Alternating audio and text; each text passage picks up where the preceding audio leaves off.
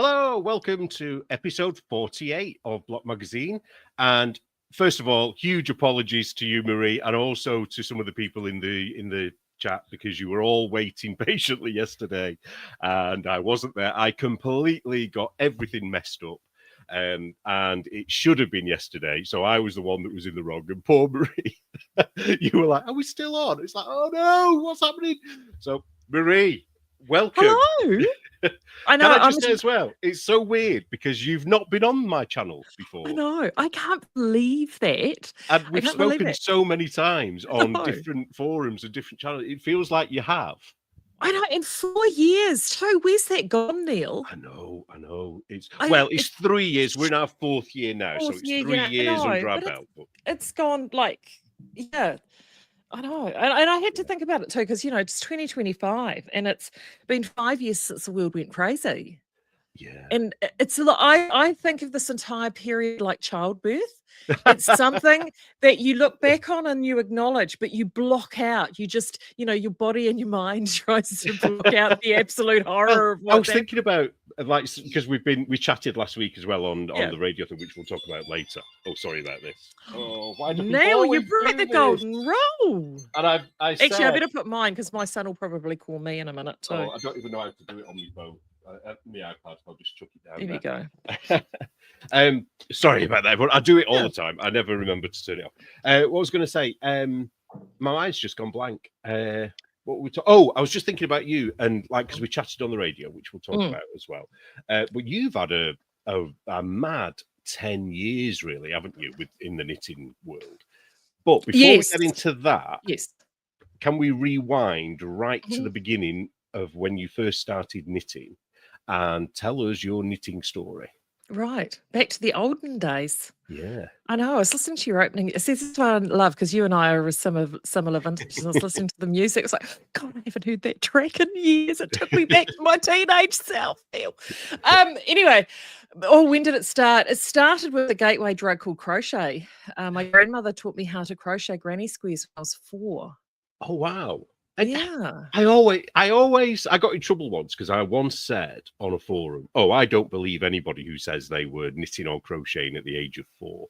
Yeah. Because when I've been around kids, I used to teach kids how to knit at an after school club. And the ones that were under the age of, say, 7 just didn't have the hand-eye coordination to do it. Yeah. So I'm going to ask you, how did you do that at 4? Were you actually crocheting, or was it? Yes, I was making the world's wonkiest granny squares using carpet yarn. And so, and just to put this into context, I mean, my grandmother was this incredible woman, and she wasn't even 5 foot tall. And anyone that knows me in person, I mean, I'm 5'10", so I'm very tall, and above average. And she wasn't even 5 foot tall. She was this tiny little Maree lady. She was Maree, and she was had the patience of a saint, but a rod of steel. And I was able to live with them for about, I was there for about 6 months, and it was because it was a tragedy. I had a younger sibling who had died had died in tragic circumstances, and then my mother fell pregnant again straight away, and had my brother, and it was just all very difficult for them. And my parents, I grew up and lived on a very, very, very, very isolated farm, so I was a farm kid, and as a small child, went everywhere with my dad, tried to help everything. So for me, I wasn't a kid that spent all their time in front of a screen or inside. Like TV time I was lucky if I got an hour's TV time a day. I was outside all the time, surrounded in rural farm life. So when I went down to my grandparents, who also lived in a rural lifestyle block, things like crafts and stuff that you started kids young, because the kids had the manual dexterity because we were running around and doing outside stuff. So I never thought of that, because now if all they're doing is phones and iPads, isn't it? Yeah.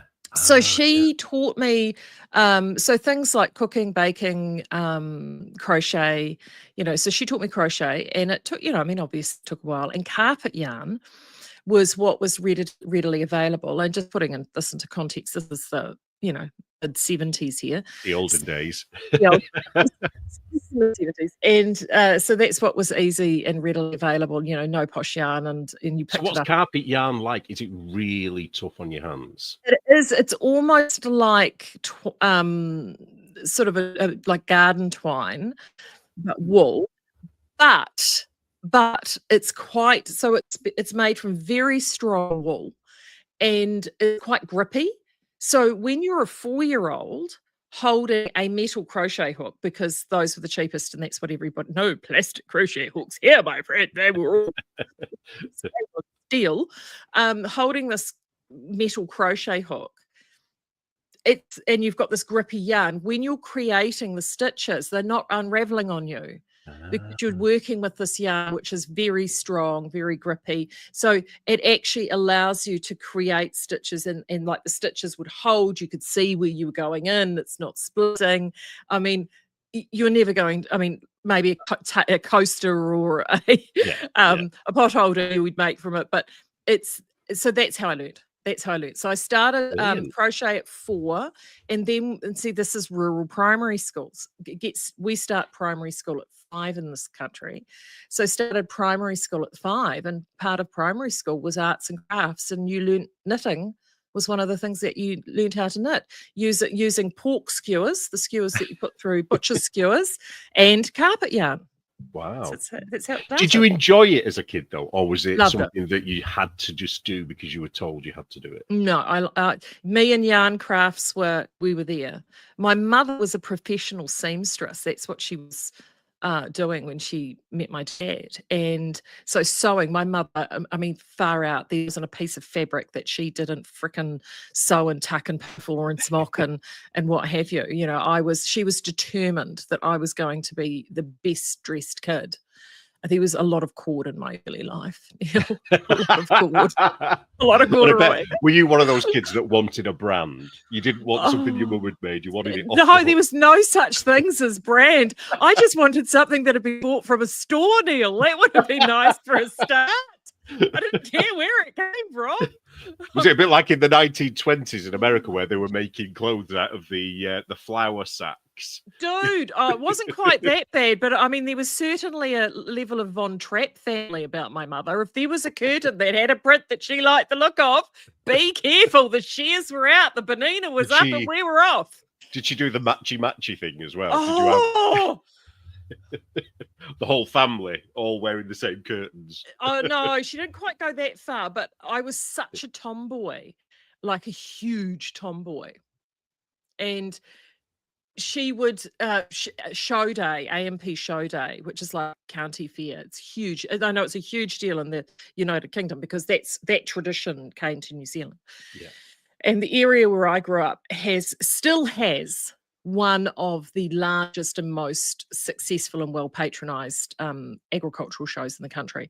So it was this massive deal, and my family had a legacy with us for generations, and my mother always made a show outfit. You know, she and it was always a dress, and it generally had to involve leggings or stockings of some sort, and polished the Mary Janes that would come out, and I hated that because it was often muddy, and they're no good for running around and climbing trees and doing all the things that I wanted to do when I went to the show. Yeah, my poor mum. She persevered, I think, until I was about 7, and then she realised it was a lost cause and stopped doing it. Oh, because for a crafter, for a creator, I suppose one of the ideals is to have a daughter who's going to wear all the things that you've made, all the pretty things, and wear all the crochet dresses and all the knitted cardigans. And then if they're not going to like it and they won't wear it, what do you do with that then? I know. I can imagine her being really disappointed in you, Maree. You're a disappointment. No, you know what she did? Do you know what she did? She was, because after she realised I was a lost cause, she turned around and became the sewing teacher at the primary school. I'm sure to spite me. That's what she did. And deliberately didn't teach her. I know. Did she not teach you? No. No. Look, if I'm brutally honest, yes, I can thread a sewing machine. Yes, I can sew some straight lines. If you put a gun to my head, yes, I do have the requisite skills to lay out a pattern and do all of those things. Yes, I do know how to do those things. Do I It's enjoy them? interesting. No. It's No, I interesting do that you've not. kind of kept a foot in that camp though by getting into other garment making, isn't it? So Yes. when Yep. would you say that you went from knowing how to knit Yep. into being a knitter? Because there's a difference, big difference. Yeah, there is a big difference. I had 2 bites at that cherry. Bite number 1 was in my mid to late teens. I was about 16, I think, 15, 16, and I can't remember what I wanted to knit. Oh, yes, I can. It was my dad. My dad wanted a homespun style jumper to wear on the farm.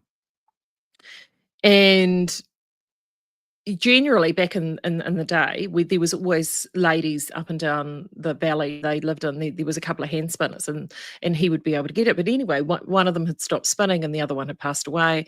And so I went to get some commercially bought yarn, which funnily enough was and people who know Skeins yarns will know this, it was Southlander. So Southlander Has it been has going been that around. long? Oh yeah, Wow. yeah. So Southlander was oh gosh, I've got myself all wound up here. Southlander, I'm going to put this down because I'm never going to knit a stitch. I had great plans, but it's not going to happen. So it was Southlander, and they were in hanks in those days, and 14 ply is chunky because let's face it, it's you don't want to take too long. So I bought some 14 ply chunky, and I knit my dad just bought basic pattern, and then just knocked out my dad a drop shoulder trapezoid sleeves jumper. And it was the first time I'd actually used a pattern proper too, actually, because up until that point it was all sort of freestyling scarves and just knitting for the sake of knitting. And it went so well, fitted him perfectly, lucked that out because there was no gauging, tension swatching or anything, no blocking. Fit him perfectly, and I really enjoyed it to have that completion. I made a garment that was useful and someone could wear. So then I knocked out another one I can't even remember who it was for. It was another family member.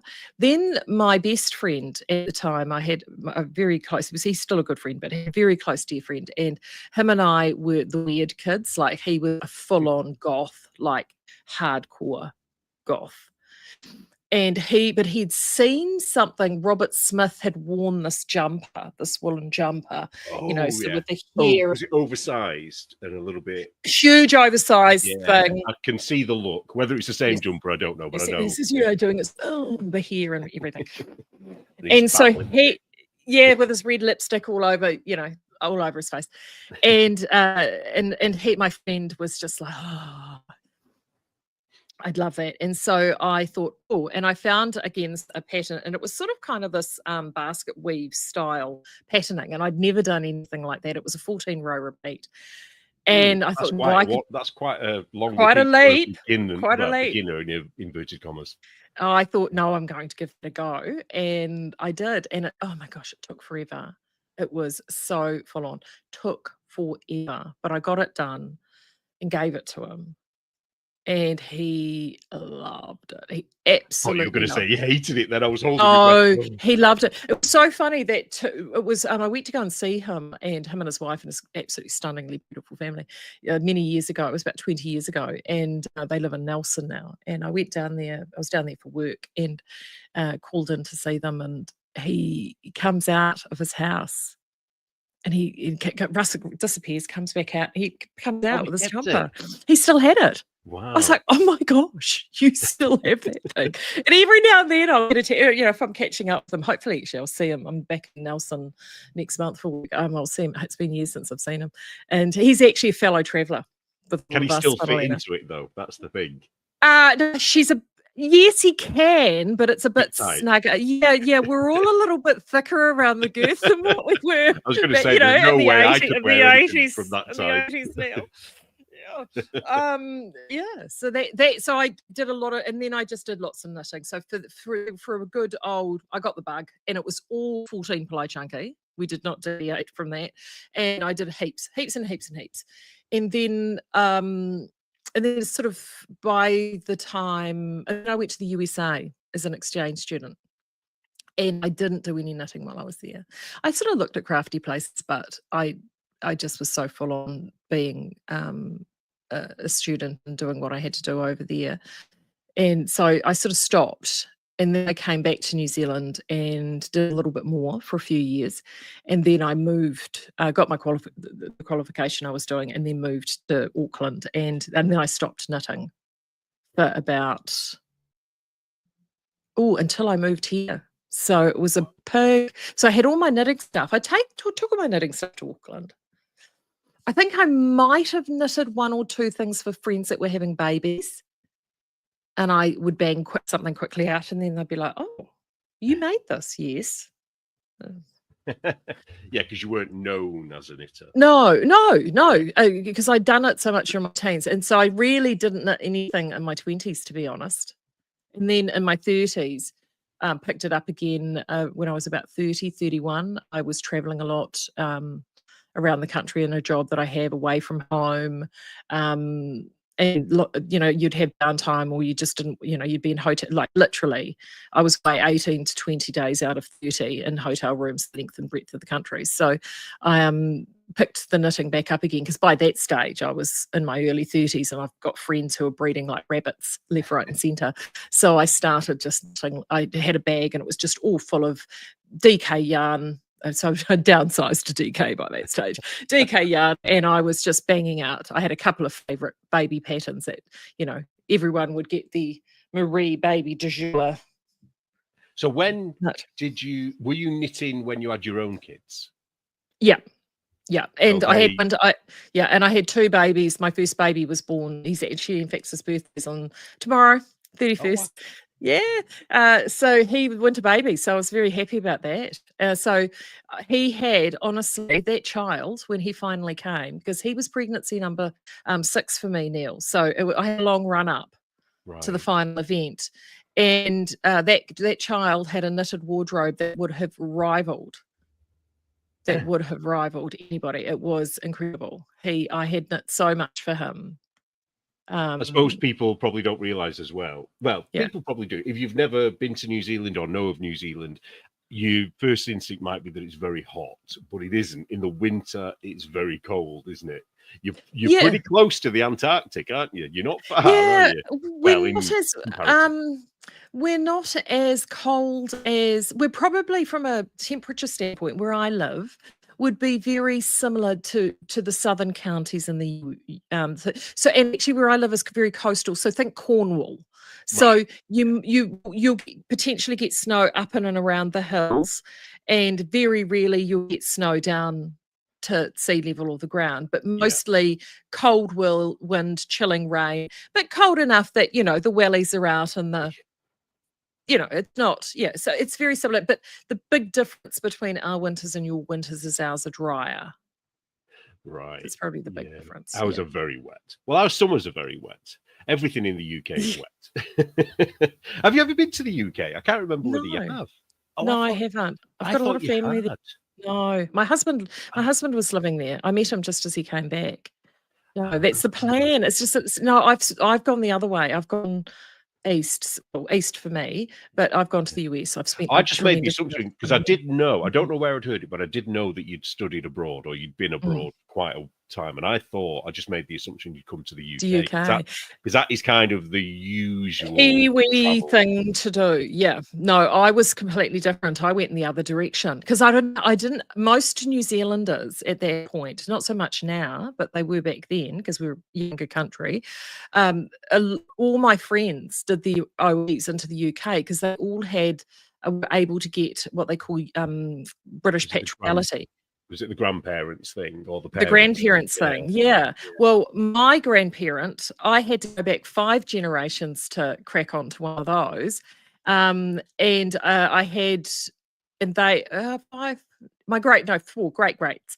So I had my mother's grandparents were from Northern Ireland and Ireland.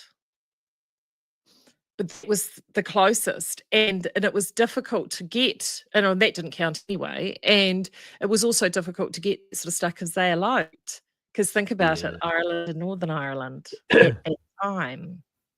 So when would they have left around? Would they have left around the famine, the time of the famine, or was it after? No, no, no, no. They were the last that came out. They came out and they eloped because she was the deacon's daughter in Belfast, and he was a Catholic Irish Oh originally. wow! Oh, you could write a Yeah. story about Oh this. yeah. Through the Yeah. Yeah. barricades, isn't it? Yeah, yeah. Oh, yeah. Yeah. It was fun, and they'd already had a child forcibly adopted, which is in the Oh UK. wow! So I have a cousin in Lincolnshire. Oh, so you're in Um, touch. You're actually in touch. oh yeah, yeah, yeah. She Oh tracked us wow! down. She tracked us down. Yeah, it was quite the sweeping love story, and they got on a ship to New Zealand. So that was in the post-war. So they came out. No, it wasn't. No, Maree, you're telling pork pies. Post First World War. So they came out in between the wars. Yes, because my grandmother was born in the 30s. So yeah. That's, I mean, it's similar. I have not the Irish side, but I have a similar story. Is every generation on my mum's side, they've intermarried between Catholic and Protestant, and every time there's been a huge drama, you know, where the families wouldn't speak until there was a child born, and then when the child was born, somehow the families all came back together again. So it's very unusual. It's more unusual than usual, I think. But, yeah, it is, and also across religious grounds. Like, I mean, that's so they came to New Zealand because they wouldn't get that religious persecution. So that's part of the reason they chose New Zealand. And whereas my on the my mother's father's side, like he also came out from Southern Ireland, but he was my great grandfather, and he promptly went off and found himself a Maori bride because that's what you did.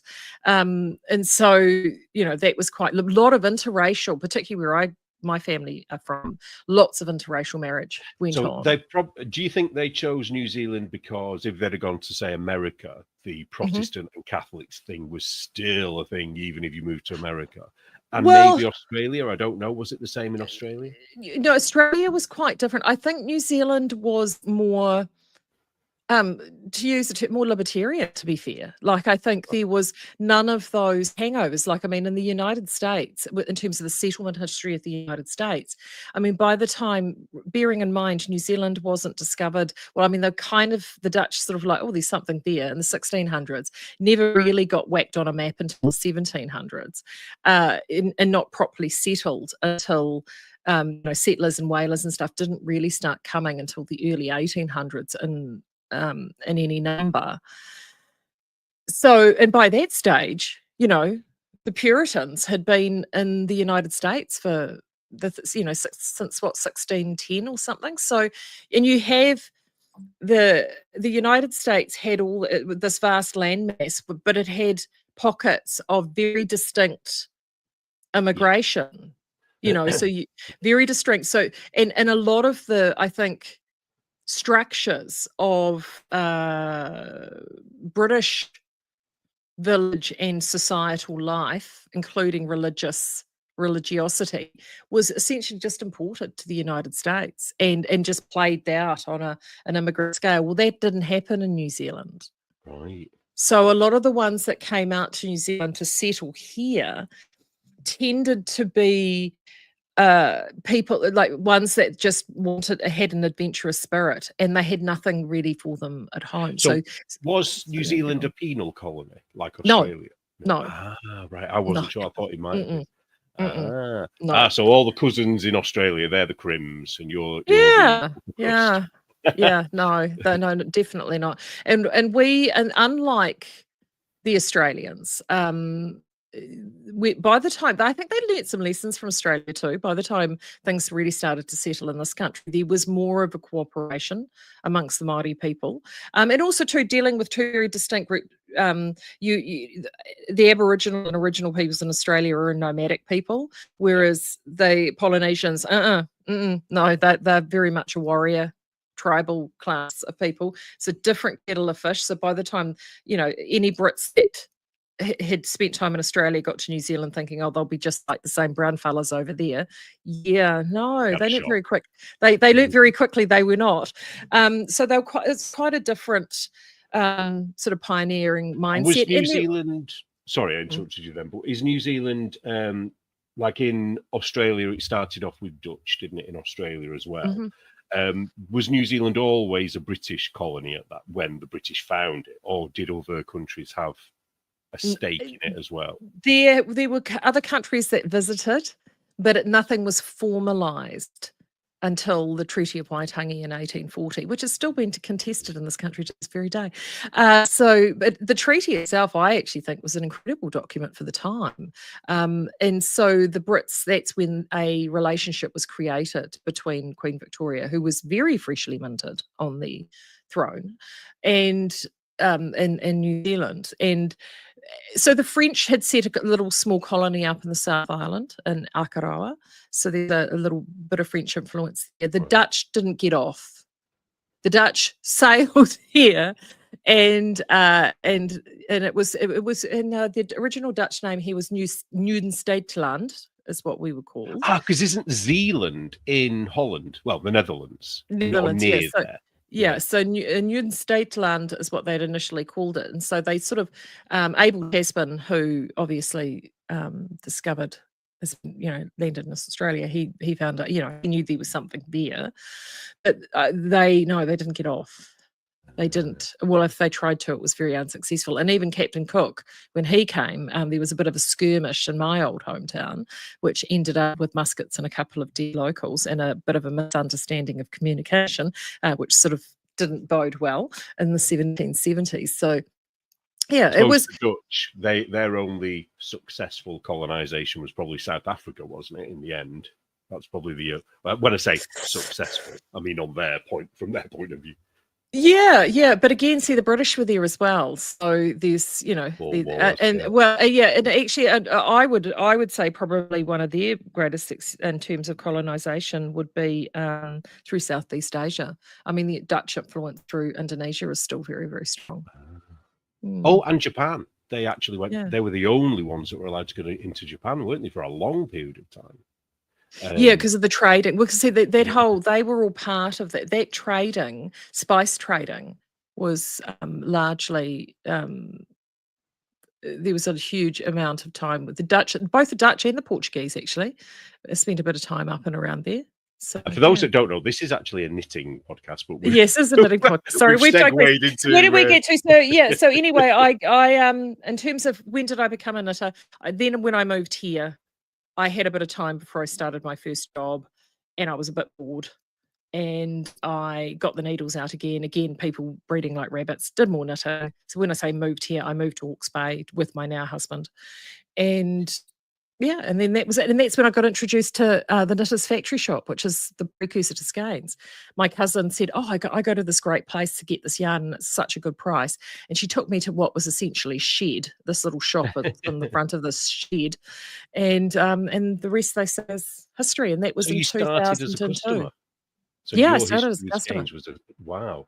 Yeah. So that leads us nicely into Skeins now, because obviously people that know you know that something has happened, but because we know you've stepped away, and rather than us all sit around gossiping saying, "Oh, what's happened? I thought I'm going to ask Maree on, and I'm going to ask her. So what happened?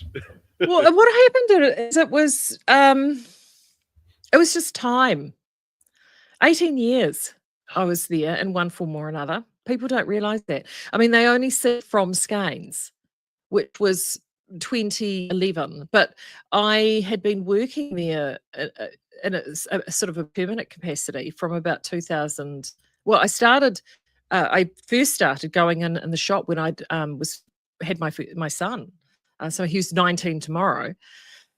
And I would take him in the capsule newborn, and the beautiful Maureen, who's the wife of one of the partners, she used to run the shop, and she was Irish, and she was just adorable. And she would sit there. And my son has got bright, like red, very fiery red hair, not as fiery as his mother's. Oh, it was more fiery than mine. He's the ginger. We still call him the ginger. And so she just saw this, and he had this beautiful ivory skin, and she, as far as she was concerned, he was a quintessential Irish baby, so she adored him.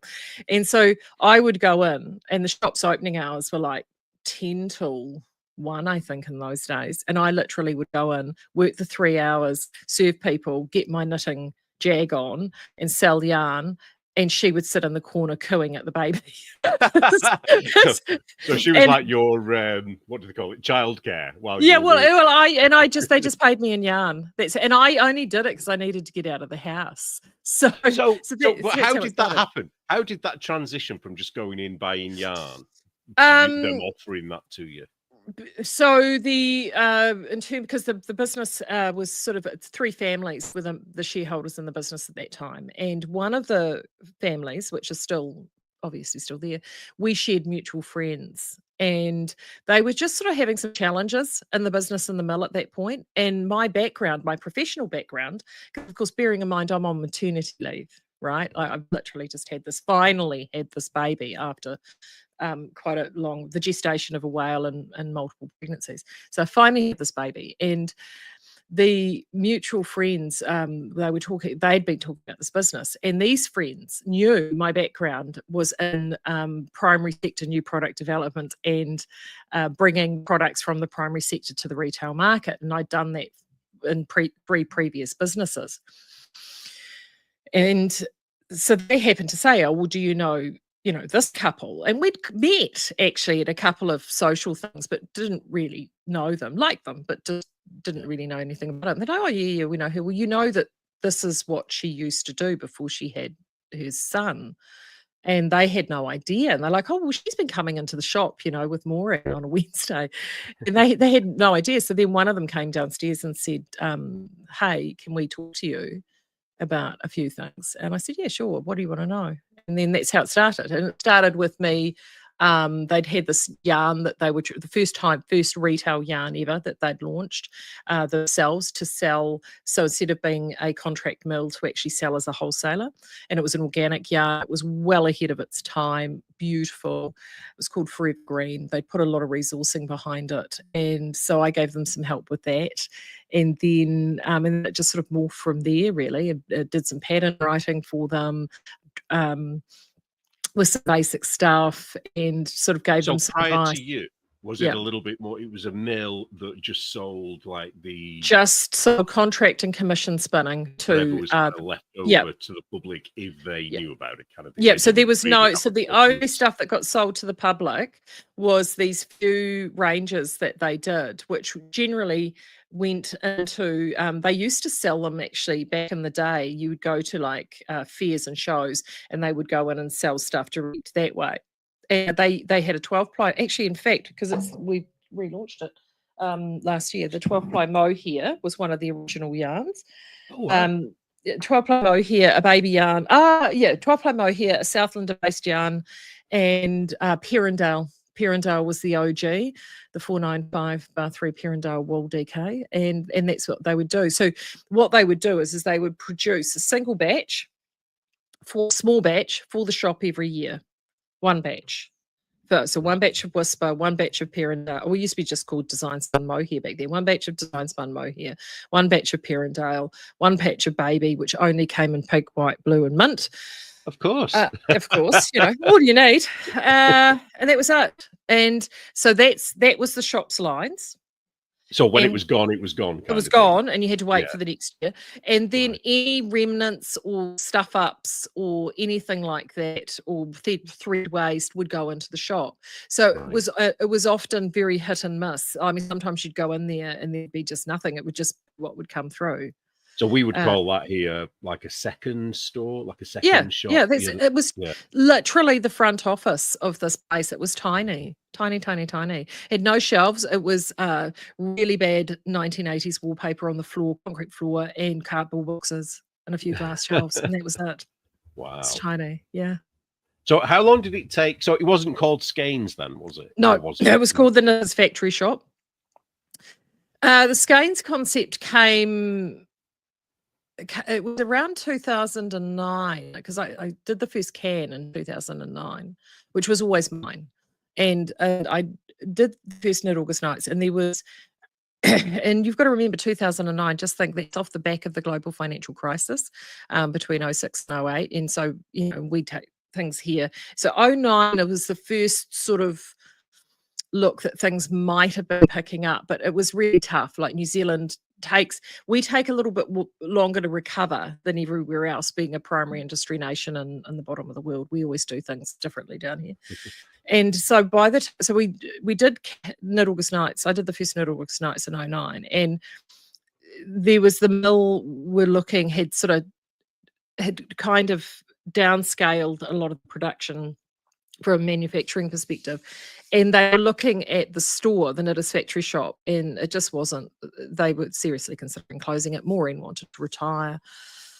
I was like, oh, it's like, I had already a great attachment to the place. So that's when I went back to business partners at that point. I mean, I still wasn't bought in at that point, but I just went back to them. I said, I don't understand. And we had a thing here called Trade Me, which is like eBay. So by that stage, I was selling yarn, had been selling yarn on this Trade Me to prove that we could sell yarn online. And it was very new. No other yarns. No one was online selling yarn or craft at that point. But yeah, because there was a feeling, wasn't there, that people had to be able to touch it and feel it. Yeah. And I, as a proof of concept, I mean, there was this huge trade going on this Trade Me. So I was selling some of the yarn through there, and we were actually selling very quickly more there than we used to be selling in the shop. So that's when I said to the guys, I said, look, why don't we just create a website and start selling this stuff online?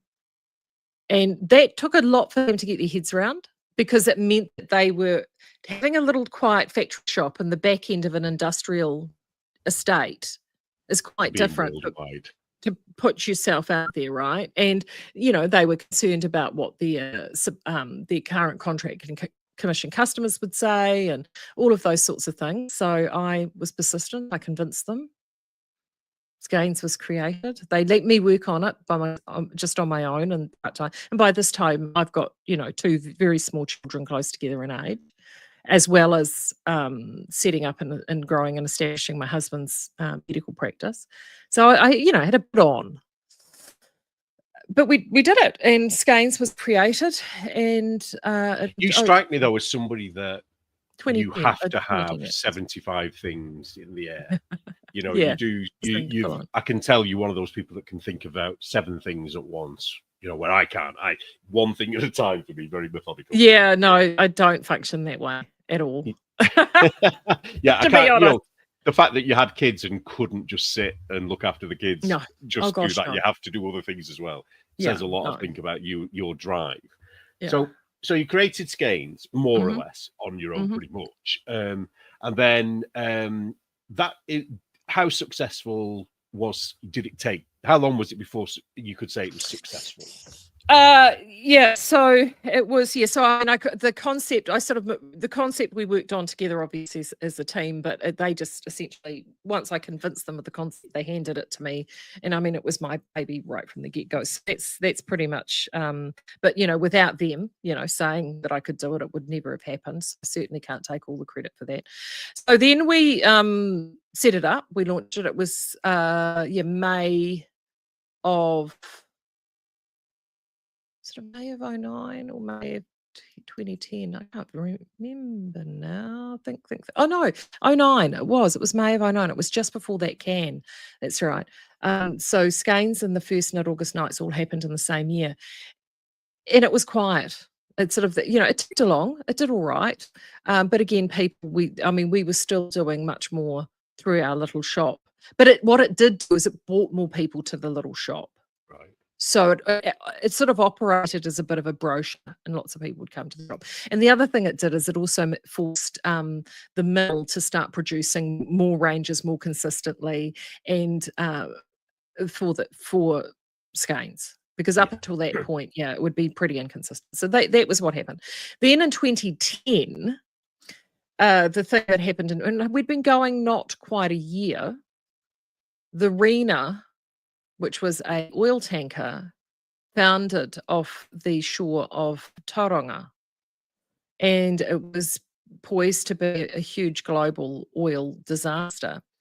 And I was asked by a woman who came into the shop one day, and I was about to head off actually for a break for 10 days. And she came into the shop with this pattern, and her daughter was a vet student who had been rushed up to Tauranga to help with the seabirds. There were some seabirds that were getting a bit of oil on them, and they were just sort of helping as part of the ecological team up there. And she had this pattern, and she said, look, would it be possible that you got some knitters that can knit up these things for these penguins? So you pretty much I'm the started penguin. that? No, I didn't start it. It actually started in Australia. And Okay. and so the idea had come from I can't claim that. The idea had come from the Australians, to be fair. And they'd done it. And it had worked quite well. I think it was the early 2000s they did it. And so I took it and I said to her, and I knew I was going away, and I said, look, I can bang a couple of these out. When do you need them? Oh, we need them quite quickly. And I said, okay, well, I'm going away, but I've got a little newsletter. I'll put it out amongst the knitters on the newsletter and we'll see what we get. Now, when I say newsletter, I had 36 subscribers, Neil. So I put it out, and I called them penguin pajamas. I need some penguin pajamas, and I put them out for the penguin pajamas. One of the girls who was a ESOL teacher in Auckland, she knitted it, and she happened to have a little stuffed penguin. That's because she said, "Oh, that's fun. I will knit that." And so she knit that. She's very good, very fast knitter. So she knit one, put it on her little stuffed penguin, took a photograph of it, sent it to me, but also posted it on her social media. Now, I didn't do social media. I was aware of the social media, Neil, but I didn't know of what this thing was. Our generation was very late. Yeah, I was a late adopter to the social media. Yeah. She put it out on her social media, and it went crazy. So here I am, very this is like a Wednesday or a Thursday or something. And so she'd knitted this thing, put it on her social media over the weekend. I'm away and my inbox is going mad, and I get this phone call from the managing director saying to me, what's this thing you put out about penguin pajamas on the newsletter? And I said, well, and I explained to him. I said, what's the problem? He said, I've got BBC World calling me and TV3 want to come in and do a news story. And I went, what? Brilliant. And I had no idea. And then I opened my email and I had all these emails. It's like, what the frig? What's going on? So anyway, long story short, we rode the wave on that just to see where it would go. And I said to him, well, so we ended up getting quite a few of these things knitted. People whipped them up really quickly. And so we took them around to this lady. Well, as it transpired, the Rena didn't break up. They managed to get the oil off. Only a small number of penguins were affected, which meant that they were able to clean because the jumpers were used to put over them to stop them preening the oil off their feathers while they were waiting to be detoxed. But they had enough manpower to detox the penguins as they came in. So they had them, they didn't use them. But here's the problem. This has taught me about the viral effect of the internet. And this is back in the days when things would go viral like that. Yeah. Well, and we'd kind of damped it down. We had said in domestic media, and this is a period of a week, of literally 1 week. So within that 1 week period, we even said that, this is a really lovely thing to happen. We're so thankful that the Rena, blah, blah, blah, blah, we don't need any more. Thank you very much. But by that stage, the Americans had gotten hold of it. And then don't let the truth stand in the way of a good story, Neil. and once it was on Good Morning America and the monologue and Ellen, I knew I was up shit creek without a paddle. I think that's when I first became. I didn't know you had a connection to it, but I became aware of it, and I knitted one. I did knit one because my friend is a mad animal person who said, "Oh, knit this for the poor penguin." So I was like, "Oh, all right." So I'm the penguin lady. But I did it just at the point where people were saying, please don't knit any more penguins. So I never actually sent it in. Guess how many we received? Oh, I probably couldn't be able to count it. Go on. It was over 5,000. Wow. So that, and we sold, and you know what? And the people that did it in Australia, I actually rang them, tracked down the woman that did it the first time around. what am I supposed to do? She said, she was a real lovely woman, Lynn. I remember her, and she said, "Now look here, love. You know what they say, when life hands you lemons, you've just got to make lemonade." And this is what I did. Have you got access to stuffed penguins? I mean, we've got a supplier here. Have you got access over there? And I said, yeah, I have actually. She said, right, you're going to go off and you're going to buy a whole bunch of stuffed penguins. You're going to find the best looking bloody jumpers. You're going to stick them on those jumpers, photograph them, sell them, donate the money. Because at the end of the day, those bloody jumpers are useless except for the money. And actually, we funded, and she then told me all the research that they funded off the back of sales of theirs. So that's what we did. And so the National Aquarium of New Zealand, which is here, which has a penguin sanctuary, we had penguin walks, and so thousands and thousands of dollars we raised and donated. Wow. Back Oh, the penguins did get the money. Right. So there you go. That's what we did. Yeah, because knitters love a good charity thing, don't they? They like to knit for something. So yeah. Right. So that was your first experience with going viral. Well, and then we're kind of leading to the positive experience. Yeah, we can kind of gloss over it slightly because I know you've gone into a lot of detail in this in other podcasts and things. But I first became aware of you because of watching an episode of Sockmatician, and he was very excited because I believe, correct me where I'm wrong, but I think you guys contacted him and wanted to collaborate to create his own line of yarn, and then he went to New Zealand to meet you, and then you did the Moody Hughes, what's it called? Yeah, we did. Yeah, we did. Sockmatician Moody Hughes. Actually, the other way around. I got given a contact to him to bring him out for Knit August Nights. So that's how you met. That's how we met. And because I was bringing him out for that, I said to him, and he was he was just on the cusp of his ascendancy at that point. Yeah. So he hadn't really, because you know how fast that was, super fast. So he came out. So by the time he'd agreed that he was going to come out, we did the tour of New Zealand. He was just on the cusp of heading that up. And I just sort of saw the opportunity and could see his trajectory. And so I convinced him that it would be a really good idea to do a yarn collaboration. Poor Nathan. Now. I know, poor Nathan. He's yeah. And so, but he was just like, yeah, let's do it. And he's just truly the most wonderful man. And and I'm so excited about I'm going off on a tangent because he's now touring with the Western production of Cats, which is around Europe, which is just wononderful. Yeah, so I saw that on Instagram, and he's back treading, he who laughs laughs. I know. I literally spoke to him just before he went, and I'm so excited for him. But anyway, I digress. So that's how that happened, and it was a great collaboration. And I mean, gosh, that time in the knitting industry, though, Neil, before people became too big for their own boots and got completely precious, wasn't it just the most joyful time? Yes, 2018 for me was the pinnacle.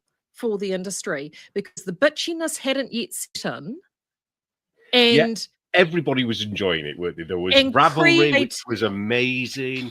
The creativity was incredible. The YouTubers that had started it was all still fresh at that point. Yeah, and everybody. I remember that's when I kind of got introduced to hand-dyed yarn. I knew it existed, but up until that point, around that time, I hadn't really ever thought of buying it because it just seemed to be out of my reach, and also I wouldn't have known where to go. But it was people like Sockmatician showing off these skeins, and I was thinking, I want that.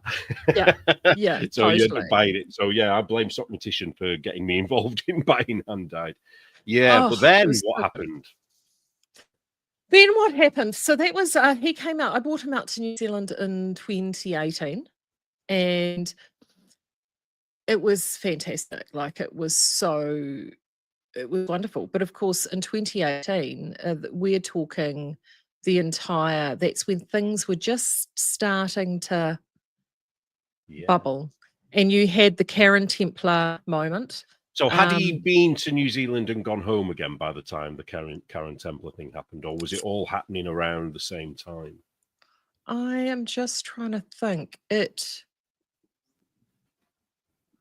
It was around the same time because the Karen Templar, he was here in August of 18. So I think was happening, but he wasn't wasn't sort of involved, was he? Yeah, involved, no. Because for him, that moment, his poem came in 2019.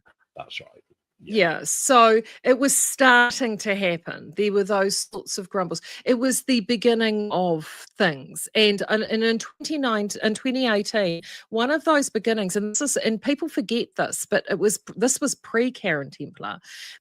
The virtue signaling was starting to happen, and especially on Instagram. And it was the time, I don't know whether you remember this, because you were probably doing yarn retail at that time, is that whole every store had to post diversity statement. Do you remember that? Oh, well, I think In that the came a store we little bit welcome. after. But what we did have to do, and I remember thinking this was ridiculous, the guy who ran the yarn store bought in a load of safety pins, like loads of safety pins, and said, "You've got to wear one." And I said, "Why?" He said, "So that people know this is a safe place."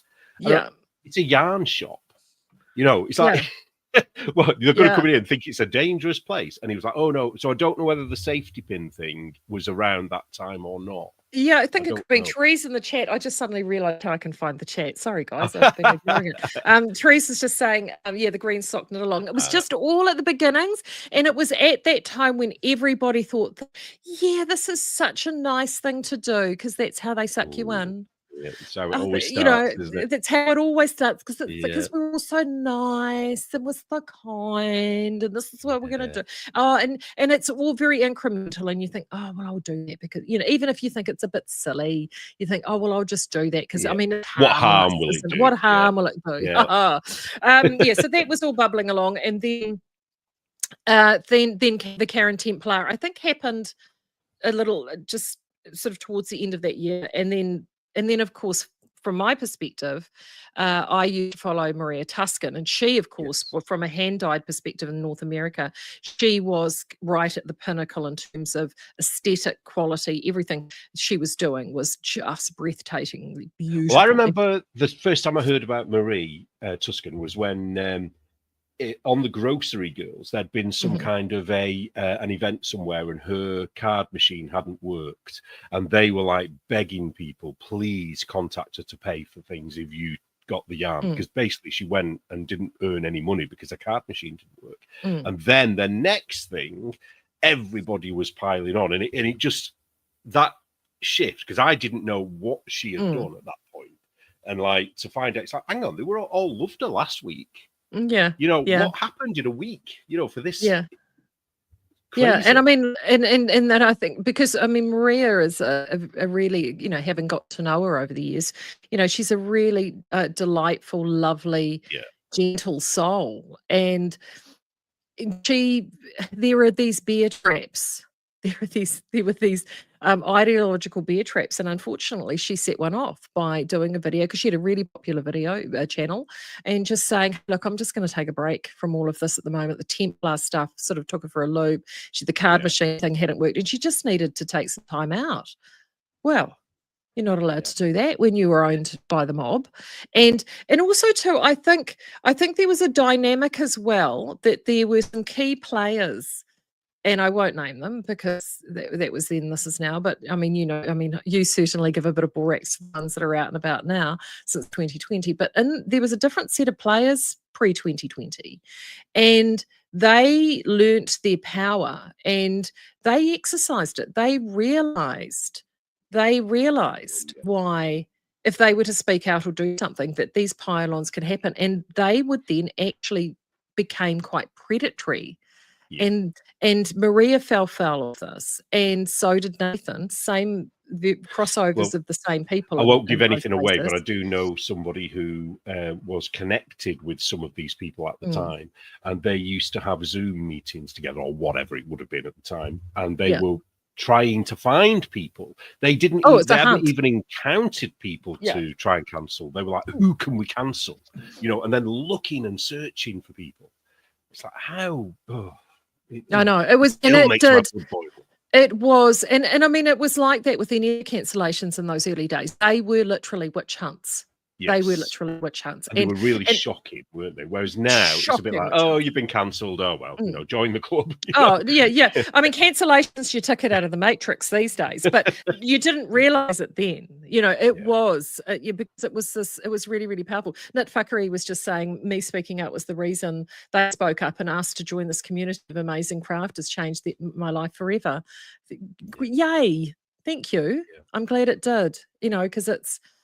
Well, I think if all of these awful, I was going to say awful things, if all these awful things hadn't happened, we wouldn't have our little community that we have now, because we are quite tight, aren't we? As a, when we do sort of or look after each other, kind of. I don't know how to explain it. And that wouldn't have happened because we'd have just been nameless, voiceless people out there, just, watching everybody else and, thinking everything was okay. Yeah. So it's a good, I mean, it's good for us. It's not been good for the people who it's directly influenced, because you had an awful time yourself. So from Maree, so from me. So then Nathan, of course, had a great time down here. We had a wonderful time. He comes back to the UK. He's still on the ascendancy, and then he publishes his poem, and literally the shit hit the fan. Which I've read the poem. There's absolutely nothing wrong with the poem. Wrong with it. Nothing at all.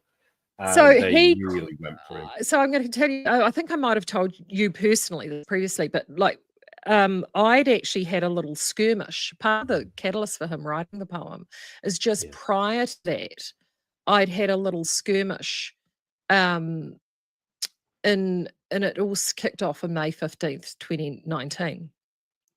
And May 15th, 2019 is the date of the Christchurch massacre here in New Zealand, the mosque massacre.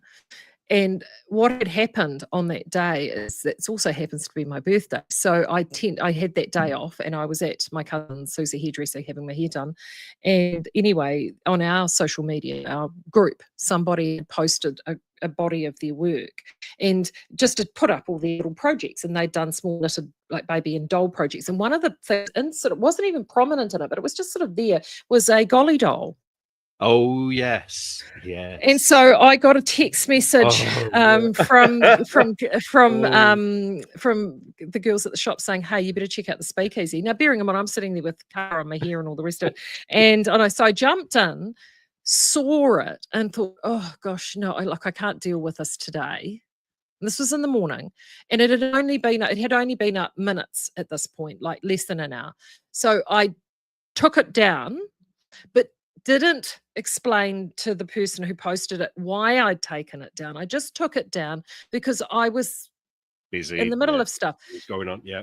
Took it down. They realized I'd taken it down and were like, "Well, where's my picture?"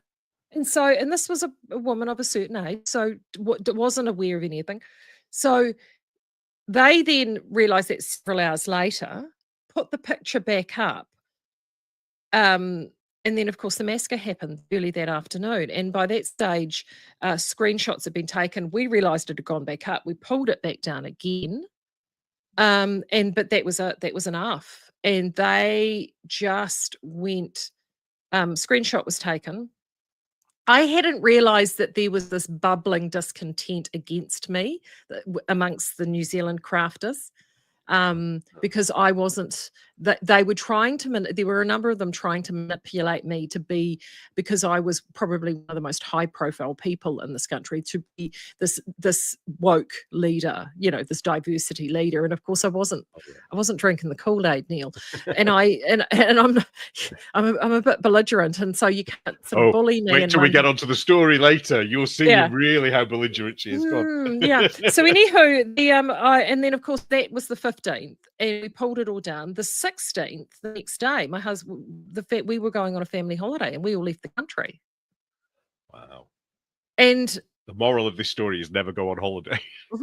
and more than go on a holiday, we were actually going on a cruise up to the Pacific Islands. So then, literally within 24 was probably for 2 days. So they all stewed in their other little groups, and then decided to attack on Skeins. Well, I'm sitting on a ship in the middle of the Pacific Ocean with no internet. Completely oblivious. completely oblivious. And there was another knitter who was in the community who happened to be on the same cruise, which I was quite excited about because, you know, I got to meet her.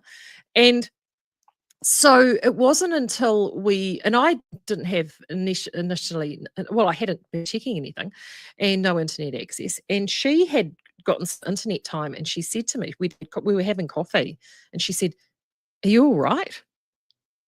I said, "I'm on a cruise. I'm freaking fabulous. What do you mean? Yeah. Am I all right?" And she said, "No, about what's going on." Oh, so she already knew. Oh, Well, yeah, wow. because she'd gotten some net time and she'd seen it. And Ah. I said, I don't know what you're talking about. And she went, "Oh my God, you don't know." So then, of course, I had to buy some net time and see what was going on. And so our first port of call was Fiji. We get into Fiji and I hook in and just everything just went. And it was just this absolute shit show back at work. And oh yeah, it was just So, awful. for the So that had Wokies, just happened. Yes. the So fact that's that you didn't respond immediately that's basically, you may as well have said, "I am guilty of whatever you're going to accuse me of because yeah. I dared to have a holiday with no internet." And they were trying to say, you know, I'm away. And so some of them were saying, "Oh, wait until she gets back and see what she has to say," and all of this sort of stuff. Anyway, so all of that had happened. And so getting back to Nathan. And so Nathan was checking in on me because he was appalled by what he saw and what had happened to me. And there were some people who were leading that charge who were theoretically supposed to be friends of mine. And that's what upset him. Wow. And so him and I had this conversation, and I'll never forget it because he was in Finland when he wrote the poem, and he had just done a big event up there, and he was sitting in a hotel, and it was some ungodly hour of the morning. He was waiting to get picked up to get his flight back to the UK, and so he called, you know, because he knew that being an ungodly hour, it was a reasonable hour for me, and so we had this phone call, and we were just chatting away, and he was really feeling quite disillusioned about what was going on and some of the things that he was seeing. And he just said, "Maree," and he really was in a state of total disbelief about everything because he has like a heart that is this big. Like he's just such a caring, loving guy. And then we ended the phone call and then inspiration. And he wrote the poem straight after we got off the phone. It's all your fault. Oh, and then, of Maree. course, then the shit really hit the fan because, of course, by that stage, I'd only just started recovering from Gollygate, as we called it. And then it just went to hell in a handcart. And then, of course, that was the July he released that. And by this stage, I'm preparing for the 10-year celebration of Mid August Nights. I've got Stephen Berg coming up from Minnesota, and you know that's a huge deal, and so I'm trying to get all that organized. You know, I'm huge expense bringing this huge high profile person out. I've got other Australian other key people coming. Biggest event ever, and I've got ones who are at the event by this stage who are tisking, saying, "Well, what are you going to do about the Nathan situation?" What's it got to do with you at the end of the day, really? I don't know. I don't know where you're coming from. Are you going to make a statement? Why? Yeah. For what purpose? Yeah. But what he has done so incredibly hurtful. And I said, really? Yeah. No. Yeah. Who was hurt? This is what annoys me. Like, show me names. Give me the names of people who were hurt. Let's see the evidence. Because nobody could have been hurt by that. Yeah. It was because he was a man, wasn't it? Because they said he was mansplaining and things. Yeah. No, yes, firstly, but no, again, there is, and I suffered from this, and Maria suffered from this, Nathan suffered from this. I think we call it tall poppy syndrome in this country. I don't know what you call it over there. Yes. But I think it's a classic case of tall poppy syndrome. And I know in Nathan's case, and I think also in Maria's case, and a little less likely in mine, but there was influence there. Well, there was it's like Petite Knits now, isn't it? Because yes. she's one of the most popular ones. And Andrea Mowry, they have tried a few times to get Andrea Mowry, but always failed. Yes, so and so on with that. Yes, and there were some key people that were wielding some influence in those cancellations, and I think that there is. I mean, I know definitely from my perspective here that some of the key perpetrators who went for me and went for skeins and went for mid-August nights. And some of these are women who came to my event for years and made literally tens of thousands of dollars, Neil. Wow. They made a lot of money. It was essentially professional jealousy, and I mean, at the end of the day, they're just basically frigid bitches that need to find a hobby like knitting and not hassling people. Oh, the amount of people that I've told who aren't knitters and know nothing about it and have told them about this, they just can't believe it. Yeah, so it was, I tell you what, in that time period, I learned a lot. Like I mean, I became 2018. I suddenly, when I saw the Templar thing, I thought, oh, hold on here, this is interesting. It's a North American problem, but I actually started doing a little bit of reading at that point, and that's when I kind of thought, if this turns up, I need to bone up on this a little. Yeah. So I'm just really thankful that by the time I could see the manipulation starting and by the time August Nights 2019 rolled round, I was a wreck. But I mean, the actual event itself was a triumph, I think, personally. It was a great event. They tried to, those who are of the woke-topusses that were still there, who had committed themselves at the point, and it was too late for them to back out. We were able to get through the event, do everything there. There were threats of, I had people threatening to protest. I had to contact the and all of this sort of stuff, because I was, it was just all horseshit. Because you wouldn't condemn a man that wrote a poem. Because I wouldn't condemn a man that wrote a poem. So finally it was, and then of course you get through all of that, get through 2019, and Stephen and I went over to the United States to help Stephen at Stitches West, which was held in February of 2020. March happened then. Oh God, that's when it all got really it really, and it also changed. 2020, the whole tenor of it changed. Prior to 2020, it was essentially what I call a woke-topus mean girls club, who were trying to tear down anyone that was actually successful, and there was a quorum of them, and a lot of them were in the UK mostly. There was some in the US, but mostly in the UK. And there was this quorum of these, highly frigid, well-educated women who thought that they knew better than everybody else. Yep, middle class. They were all, none of them were working class. None of them. Yeah. So come 2020, well, BLM happened, and then it's like the D-Day landings at Normandy, darling. The Americans arrived, and once the Americans arrived, it was, and then you throw the overlay of the pandemic, because that gave you not only the woke overlay of the knitting wars and what's happening in culture, but it then gave you the overlay of a new purity spiral that you could get your teeth into. And isn't it the 5-year anniversary, like this week or last week, of the whole George Floyd thing? It must be, because that happened a few months after the lockdowns and stuff. Because I remember when that happened, and you had all these people people like the grocery girls crying on screen and how awful it was, and blah blah blah blah blah.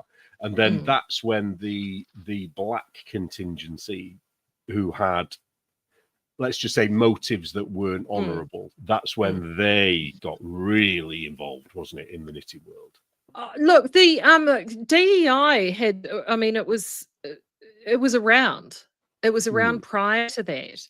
But the George Floyd incident gave it a dose of steroids. And everything was poised. Everything was there poised for it to happen. And there were other incidents that had happened because, of course, the whole Weinstein thing, the Evergreen College thing had happened by that point. And everything was primed, lit and set, and it just needed Jordan that spark. Peterson, there was a whole lot of things, wasn't there? Yeah, and Floyd set it off.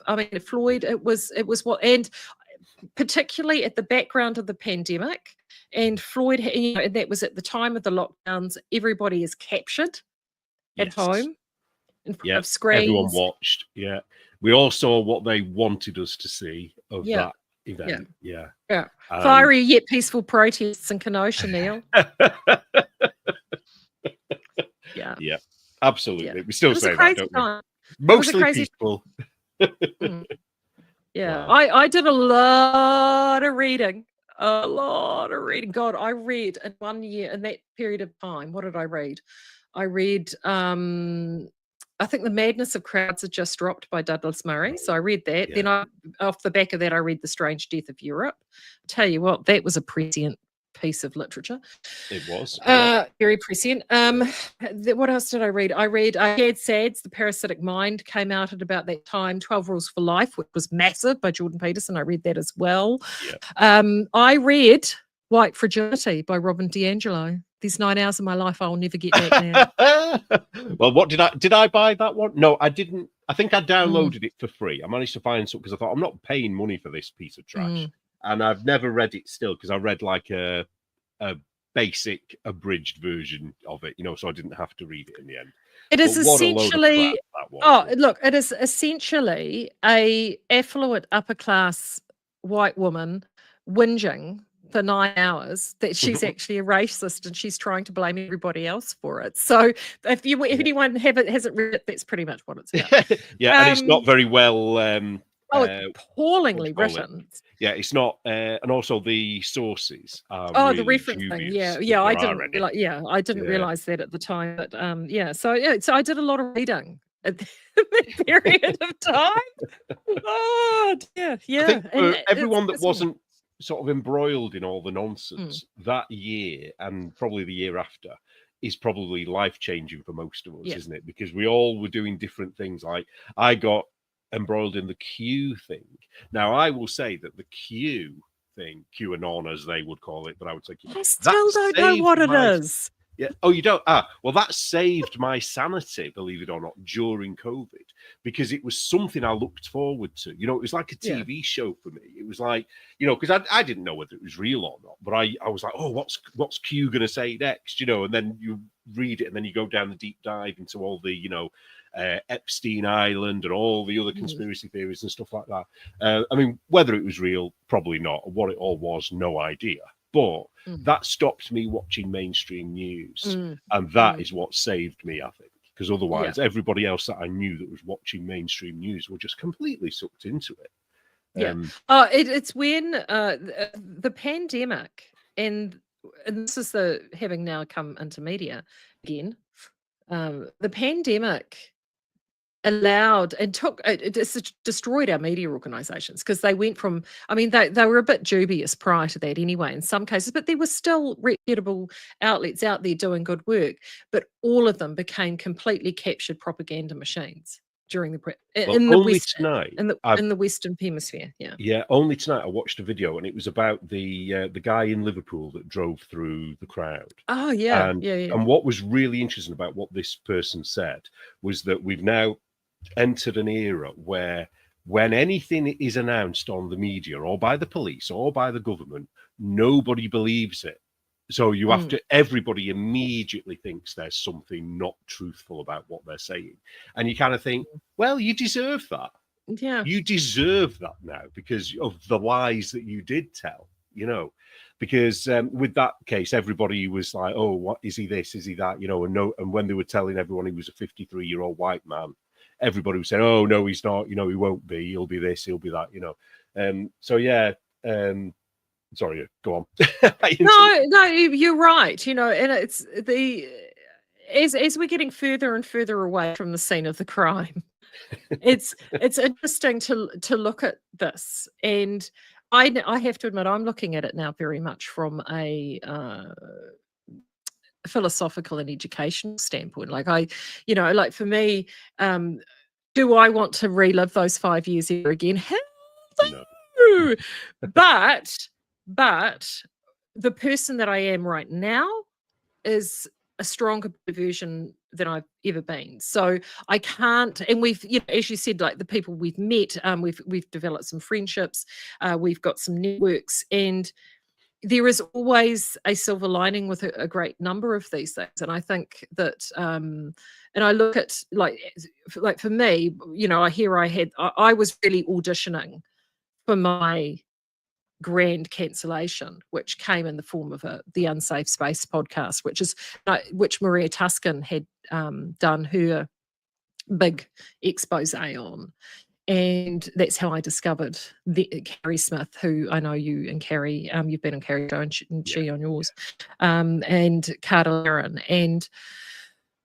And I was in touch with them for 6 months, and Carrie, both of them were like, Maree, you've got to tell your story. You've got to tell your story. And I was like, no, I can't, and then when the pandemic rolled around and some of the things that these women did to me, to our business during the pandemic, for the sake of safety and purity and goodness, I lost it. I'll never forget. I text Carrie and I said, I'm done. All right, book it. Book this before I change my mind. And so we booked it. And I did. People don't realize the lengths these people will go to. Mm-hmm. And, and it's when we say these things, because, we both know what they're capable of doing. I don't think people grasp how dangerous they can be, especially when they involve complete innocent people who, like, they've involved friends of mine. They've tried to get my family involved and things like that. It's like, well, who are they to this? So I don't know whether they did the same to you. I can imagine they did. Oh, you mean like the doxing and the releasing of information and trying to get people fired. And they had a crack at all of that. They picked the wrong person to have that fight with. It was awful. And I have to admit, I remember doing the Unsafe interview, and a few people knew about it, and it took 3 weeks for them to realize that it was there, because of course American podcast in a libertarian space. I mean, it's not exactly something that they hunt down straight away. And then the fury. So for them, that was like the tip of the iceberg. That was the final straw. That was it. That was we have tolerated her, and they went ballistic. They went absolutely ballistic. I did not endear myself to my business partner, or particularly the general manager. He wasn't thrilled. And I just said to him, I said, look, I'm sorry. I just can't stay silent anymore. Now, but the interesting thing with it, though, is that, again, it was fortunately a lot of it targeted at me. From a business perspective, from a Skeins perspective, the sales bump that we got in the period was massive, because what it did do is it set the lines all of a sudden for knitters in New Zealand. There's so many that were completely unaware of all of this, saw what happened to me, and were like, what's wrong with these women? Why are you doing this to her? I mean, they say the silent majority, don't they? There is a silent group of people. Oh, and they have credit cards that they're not afraid to use, Neil. And so when that happened, not that we advertised that at the point, but we were very, very thankful. And we did say, thank you to everybody for doing, supporting us in that time. But it did. And that also then said to us that these voices are very loud, and we'd already learnt from Gollygate that one voice can be amplified many, many times across many Empty vessels make much noise. Empty vessels do make much noise. So by the time this rolled around, I was already, I'd gone through the trenches, and I was like, okay, no, I think it's not pleasant. I mean, I did have to get the police involved. I did have to get, sort of support and help, because it got pretty intense there for a while, pretty intense. And I have to admit, I can see why. Like, there were ones here in New Zealand, I can see why people don't speak out. And there are people even today, like I just went to an event last weekend, that I know are fully supportive and still are too terrified to speak out because of the nastiness. So it is a real thing. It is. I've had some emails that have been heart-wrenching.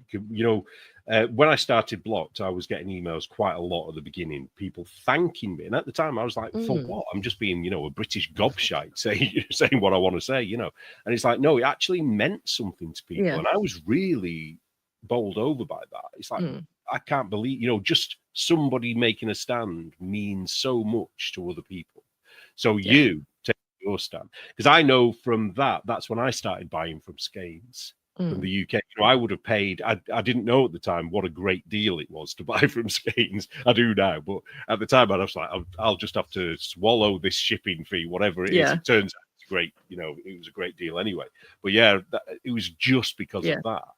Yeah. So you would have had a lot of customers. Like huge, and like, I mean, and to be honest, it's what you've just described with Blocked is actually probably the biggest catalyst of why I left Skeins, because I've been working for the new RCR Media now for just over 2 years, and actually, as I said in my resignation letter, is that this is where my voice and talents are needed right now, because it's not over. And it's far from over. And in fact, we're actually just on the cusp of a great many changes. But this is not the time to take your foot off the accelerator pedal.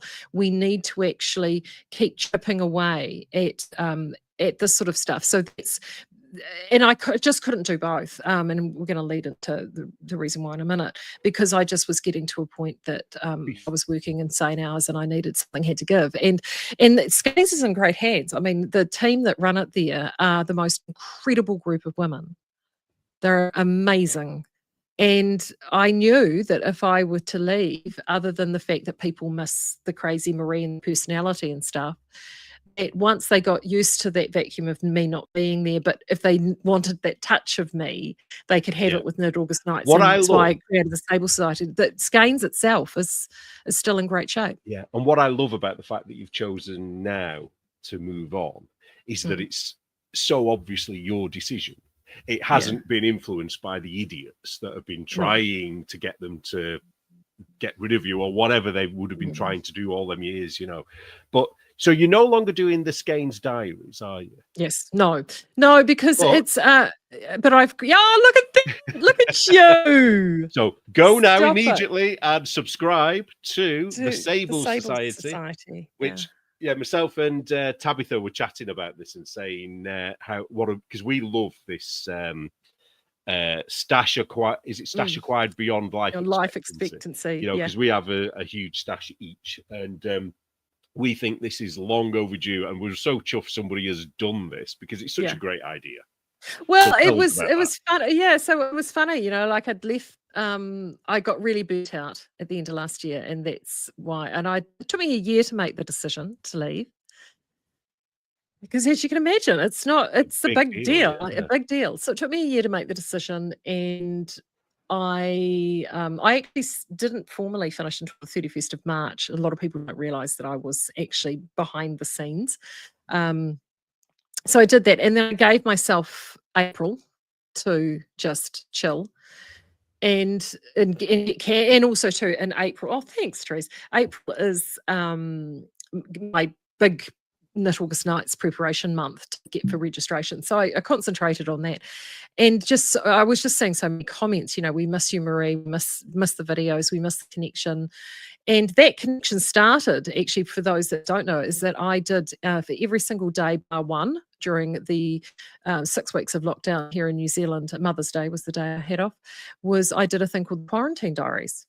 And I've done some videos for Skeins previous, but I vlogged same time every single day during those lockdowns, and I was getting thousands come in. I watched those, and this is funny because I mean, we won't talk about her now, but we have a mutual contact, Anne-Marie.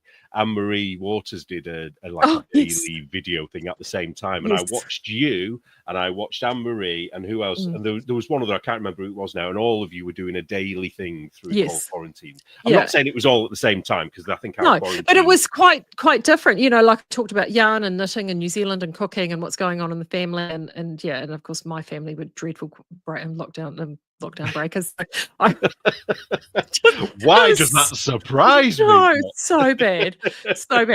Anyway, so that's how it sort of all started. And I once, you know, when you get a little bit of mental space, and I suddenly thought, you know what, there's no reason why I can't go back vlogging, but not committed to a certain day and time. So then I can do it when I've got the energy to do it. I can be talking as well when you're having a conversation to myself for 30 minutes as feeding when the nurse is not a difficult thing. So I've created the Sable Society, and also on the back of that I've brought in some yarn as well. And that all just started from an old sample that I had at Skeins that I just loved. I had some sample balls and whacked that puppy up really quickly. Oh, that's nice. So if anyone knows this pulse yarn from Skeins, this is essentially a 4-ply version, Icelandic wool, nylon. It's designed as a sock yarn. I mean, look, it's made in Asia. I won't lie. I mean, this isn't. I knitted it, and I was like, wow, this is really lovely.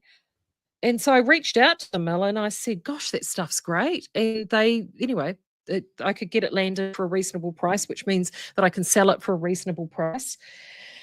So I thought, I'll bring some down to sell at Skeins, and then one thing led to another, and I've now got, this has just landed, beautiful mohair. Make you big again. Show us that again. Sorry. Oh. So is this your brand? Is this you, or is this Skeins? No, this is me. So this is I've reached out to these mills independently. Oh, sorry, it's got something stuck on it. So are you selling these? I'm going to be selling them at Knit August night. So I'm going to put these two together. So unless you go there in person, we can't order. What I'm going to do is I'm going to sell it at August nights, and then whatever I've got left over will probably go up online. Right. I think is how I'll do it. Yeah, it's not a huge amount. Like I've only got about I don't know. There's 3 different types of yarns, and like some of them are literally only two garment quantities of each color, or it's not massive. But it's just, it just allows me to be able to converse and sell, and which I love. So I'm doing that. Yeah. What was the question? We got sidetracked. Sable Society. So that's what I'm doing now. And so I left sort of Skeins so I could concentrate on RCR Media, and which is you were one of my very first interviews. Yeah. Bless you. Well, it's so, I said this at the time. I just find it so funny because I was one of the first, wasn't I? But then from there on, you've had big names on, and I just find it so funny because I've been on three times now. 3 times, yeah. And it still amazes me. I think, why is she asking me to come on? She's got politicians on and big. I know.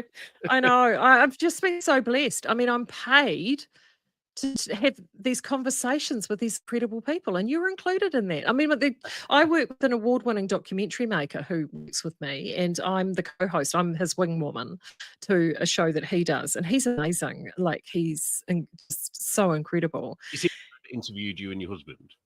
Yes. And you're still his favourite interview that I've ever done. He loves you. He got so excited when he found out I was interviewing you again. He loves you. And he just finds this entire thing fascinating. No, I've been really, really blessed. I've spoken to people like, Naomi Wolf and Gad Sad and, Peter Boghossian and James Lindsay. I was Helen Pluckrose's first interview after the grievance stuff. She went to ground for a long time, and she came back and I spoke with her. She was amazing. I've spoken to leading politicians in this country. I mean, you introduced me to Maree. I've had her on a couple of times. Actually, I need to give her a holler and get her view on things currently, which I'm sure will be quite salty. So it's been fantastic, and there is. Everything is interesting. There is no such thing as a dull conversation because everybody has something that they can bring to the table. So it's my job to bring that out in them. So I know you had, I can't remember exactly what it is, but you've done radio work before, haven't you? I have, yeah. So it's not like you were brand new to it. So what was your experience in radio before? I worked for a community station in the town where I grew up, and I did that at the back end of my 20s, so 26 to 30, so 5 years, just under 5 years. And I did a drive show, and then I was a drive show copywriting, commercial making, and then I went into weekend breakfast, which was a massive show, and it had a talk element to it. I had an interview element. I had a buy, sell, and swap. If people know community radio, that's a big thing. I did a sports show, and then a music component. So Because one of the things that really impresses me about you, and I don't think I realised it until I realised you had the radio connection, and I briefly mentioned it before we came on air, is your precision in words, how you speak. Yes. You don't do what I do, which is that, I do a lot of that. And I just wondered, did you have to learn to stop doing that? Or have you just always been very precise? And... No. It's a muscle. It's a muscle. It gets stronger the more you use it. So, but do you have to be like aware of it? Do you have to be thinking about it to stop doing it? Because I know I do it a lot, and I would like to stop doing it. That's a good question. No, I think it is a muscle. It is a muscle, and the more you speak, and there are little hints and tips and things that you can do. If I get very animated, things will tend to pop out more, ahs, and what have you. But also, too, a lot of it is about confidence and precision. So, because when you're listening, like in this format, when you're live, any of those little things, it's actually easy to listen to because you're actually brought up in the energy of the moment. Yeah. It's often the difficulty is in video, thank goodness for video, because video, you can see the unspoken body language too between participants. And so in the early days of RCR, I did all my interviews in video format, even though they were only released in audio format. And I did that to create a rapport. Difficulty if it's just an audio format, and this is where what you're talking about comes in, that's when they become more prominent, is in the audio format. And because I was originally trained back in the day in traditional analog radio, those are some of the things in the original training that we used to get taught. Right. And I've since I've actually had new training with RCR Media, the wonderful Jen Bainbridge.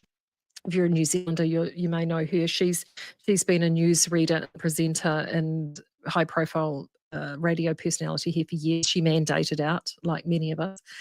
And she did some media. I've done some media training with her because things have moved on. I did my media training in the mid-90s, so things have moved on since then. So she's had a few little bad habits to knock out of me, which were what was expected of me then. She said, we don't do that now. So we've changed that, and she has been hugely helpful, actually. Jen, she's polished a few little rough edges. She's brought a few things out. She's given me some excellent advice. So I think as well, found that really useful. One thing I realized doing this channel, I mean, I don't do interviews like you do, but it's actually easier to interview someone than it is to be interviewed. And I realized that early on. And because you can ask a question and then you can sit back.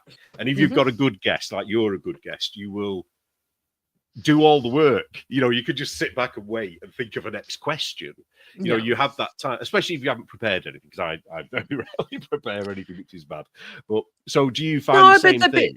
Yes, definitely. And the best interviews are the ones, I do a lot of preparation first and foremost, actually. I'm quite, unless it's someone that I know quite well, like you. So I will have certain touchstones that I may have, but because you and I know that we can carry a conversation together, I don't panic. But if it's somebody completely brand new that I don't know, and it depends on the context too, whether or not it's a long format casual conversation or whether or not it is a news content conversation, because I do both now for RCR Media. I will prepare quite a bit. So if I'm doing an author, for argument's sake, I will actually go to the effort of reading their book. And so I've read, a lot. And then when I say read, I'm an audio girl. So audio books have saved my life because it means I can knit an audio book at the same time. I also have a lot of these reading copies are in PDF. I have a program that converts them into audio for me. I speed them up. So I often listen to a lot of things at 1.2, 1.5 speed.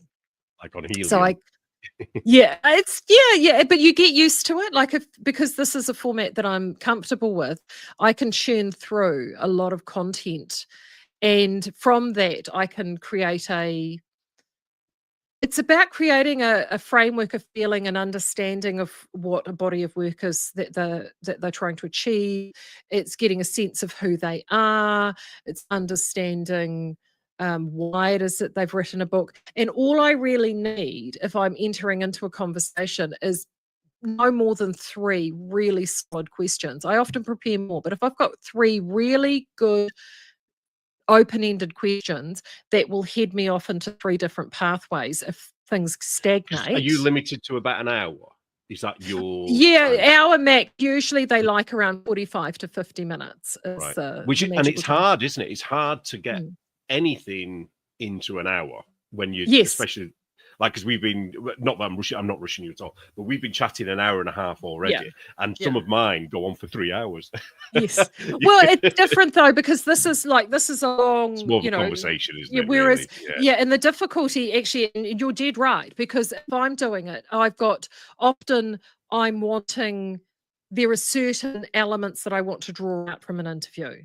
Yeah. But can I be crass? Am I allowed to be Of course crass on you can. this? Okay. So I had a situation recently with somebody who is actually quite a well-known, David Clues. He's a Scotsman who's got his own Okay. show, and he's very well known over there. He's political, very political and I stuff. can't think who he is. What show's he on? Do you know? Oh, I can't remember the name of his show, but it's Can't think huge, really popular. I'll probably know who he is when I hear him or see him. Yes, Go on, yes, sorry. Go yeah. So I interviewed him the other day. Now, I didn't know him, but I know he's very large and he's very big for reformers. Oh, yeah. Yeah. And so because I didn't know much about him and I was on a timeline, I got one of the producers who wanted me to interview him to pull some questions together. And the questions were great, but it was when you're wanting to draw something out, particularly somebody that you don't know and you want to get there, you've got to have some foreplay before you fuck. And the questions that he gave me were right down to the fuckery. And it was like, woo! And it was a beautiful body of work and everything was there. And I'm like, okay, if I dive into this guy's going to look at me going. So those are the sorts of subtleties, like I needed to develop lubricate the conversation slightly before we could get down to the meat and potatoes of what it is that we wanted to achieve. So those are the little nuances of what you're doing, and also things like the conversation you and I had, like we talked about just what was going on knitting, but also too what's going on in Great Britain as well, because the New Zealanders are very aware of what's going on in Great Britain. We have a tremendous affinity of what's happening in Britain. Many of you have relatives here, and family. And our entire legal and parliamentary system is based on the Westminster system. So, there are commonalities and fabrics and threads there that are never going to be broken. So and I think it's important as a small nation that we are aware of what's going on, because we ourselves are greatly affected by our larger Anglo neighbours around us. I mean, by what's happening in Australia, what's happening in the United States, what's happening in Great Britain, a lesser extent the EU. So it's those sorts of things are really important. So it's So I've got the link to RCR Media going across the bottom there. So just to do a shameless plug, go on there, and then when you go on, search for Maree Buscke, or you can click on her face and you'll get everything. But do a search for Neil James and then watch and listen to the 3 interviews that I've done, because I really enjoy talking to you on those. So when there's something you just said there about our commonality and how we watch each other kind of thing, because we watch, probably not in the same way, but we watch New Zealand, we watch Australia, we watch Canada. And one of the things that really shocked me, and this leads us into sort of the big juicy bit, was Jacinda Ardern. And I've never despised, apart from Starmer, actually, let me take that back. I've despised a few politicians. Justin Trudeau, Ardern, Starmer. I think they're up there as some of the worst prime ministers we've ever seen, ever. Now, the thing that struck me about Ardern, and you're going to talk a lot more about this, but was her absolute glee in lockdowns and punitive measures for people that either didn't wear a mask or didn't get vaccinated or refused quarantine or whatever. She loved every minute of the whole COVID drama. So that has had an absolutely life-changing effect on you and your family, hasn't it? That people probably don't know much about. So I don't know how to get you to start this, really. So I'm just going to say you start it because you know how it starts. Right. So COVID measures in this country, and so New Zealand and Australia, from an Anglosphere perspective, I think there are other countries like Slovakia. I think it may have even been a little bit worse in Lithuania, but we had probably the toughest COVID measures of any nations in the world. We were locked down harder for longer. We did have a period in this country where we were COVID-free. We're islands like you are in the United Kingdom. So we were able to keep COVID out, and there is an absolute, there was a belief that they could keep it out, which Yeah, because I wasn't just there at find one astounding. point you didn't even have one case? Is that No, correct? no, we locked down. Then that first lockdown was successful in the sense that it stamped it out. But the reality is I think, as Alex Berenson likes to say, virus is going to virus. And to have the verbosity to think that you could keep us COVID free in this hermit kingdom was just utterly ridiculous. It was never going to happen. Anyway, the fear mechanisms were used and countries were locked down, and initially, I think, like a great many people, you want to muck in and do the right thing. We saw very, very quickly, and bearing in mind that I'd come off the back of a tremendous amount of travel just before we got locked down. I arrived back into New Zealand I think a week or 10 days before our foreign minister, who's also our foreign minister again now, Winston Peters, everyone needs to come home, which was the foreboding of we're going to close the border. Unprecedented. New Zealand passport holders had the border closed. So if you were not back before that border were closed, you had to basically shelter in place. We had, and I'd been traveling, so like I was home. The first sort of week or two, and I got a dreadful cold when I got home too, which of course my husband was convinced that I had COVID, and I didn't. I just had a cold. But anyway, that's when we did actually a bit of reading. Once you got over the initial shock of, oh my gosh, this is happening, you actually start going, oh, hold on a minute here. Let's have, let's have a look at this. And for me, it started, isn't it funny? You know that image of the Chinese person plopping down in the market, face planting? Yeah. And I remember, and I remember seeing that. And that image, and also Lombardi was the other one, but that one primarily. And my husband and I said to him, my husband, that's not real.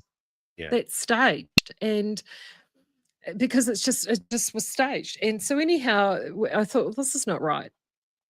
And we ended up, and my husband, is, for people that don't know, is a ophthalmologist. He's an eye surgeon, so a very highly trained, specialized doctor. So he initially was very fearful of it because he'd been tracking this virus since December of the year before. So he, knew something was up. When Lombardi happened, he was like, whoa. But there were two things that were happening. One, everything was going on in Lombardi. The other thing that happened was the Diamond Princess. Okay. What was that? Right. So the Diamond Princess was a cruise ship that got cases, and they shut the ship down and they left it off the coast of Japan for ages and wouldn't let people off. Right, I remember now, yeah. But here's the interesting thing about the Diamond Princess. And did they have fatalities on the Diamond Princess from COVID? Yes. People are like, whoa. But if you've ever been on cruises, which I have been on many, there are people of a certain age and a certain health profile that go on these things. And one thing I can also tell you about cruises, people dying on cruises happens all the time. They don't have morgues on board for nothing. Exactly. Happens all the time.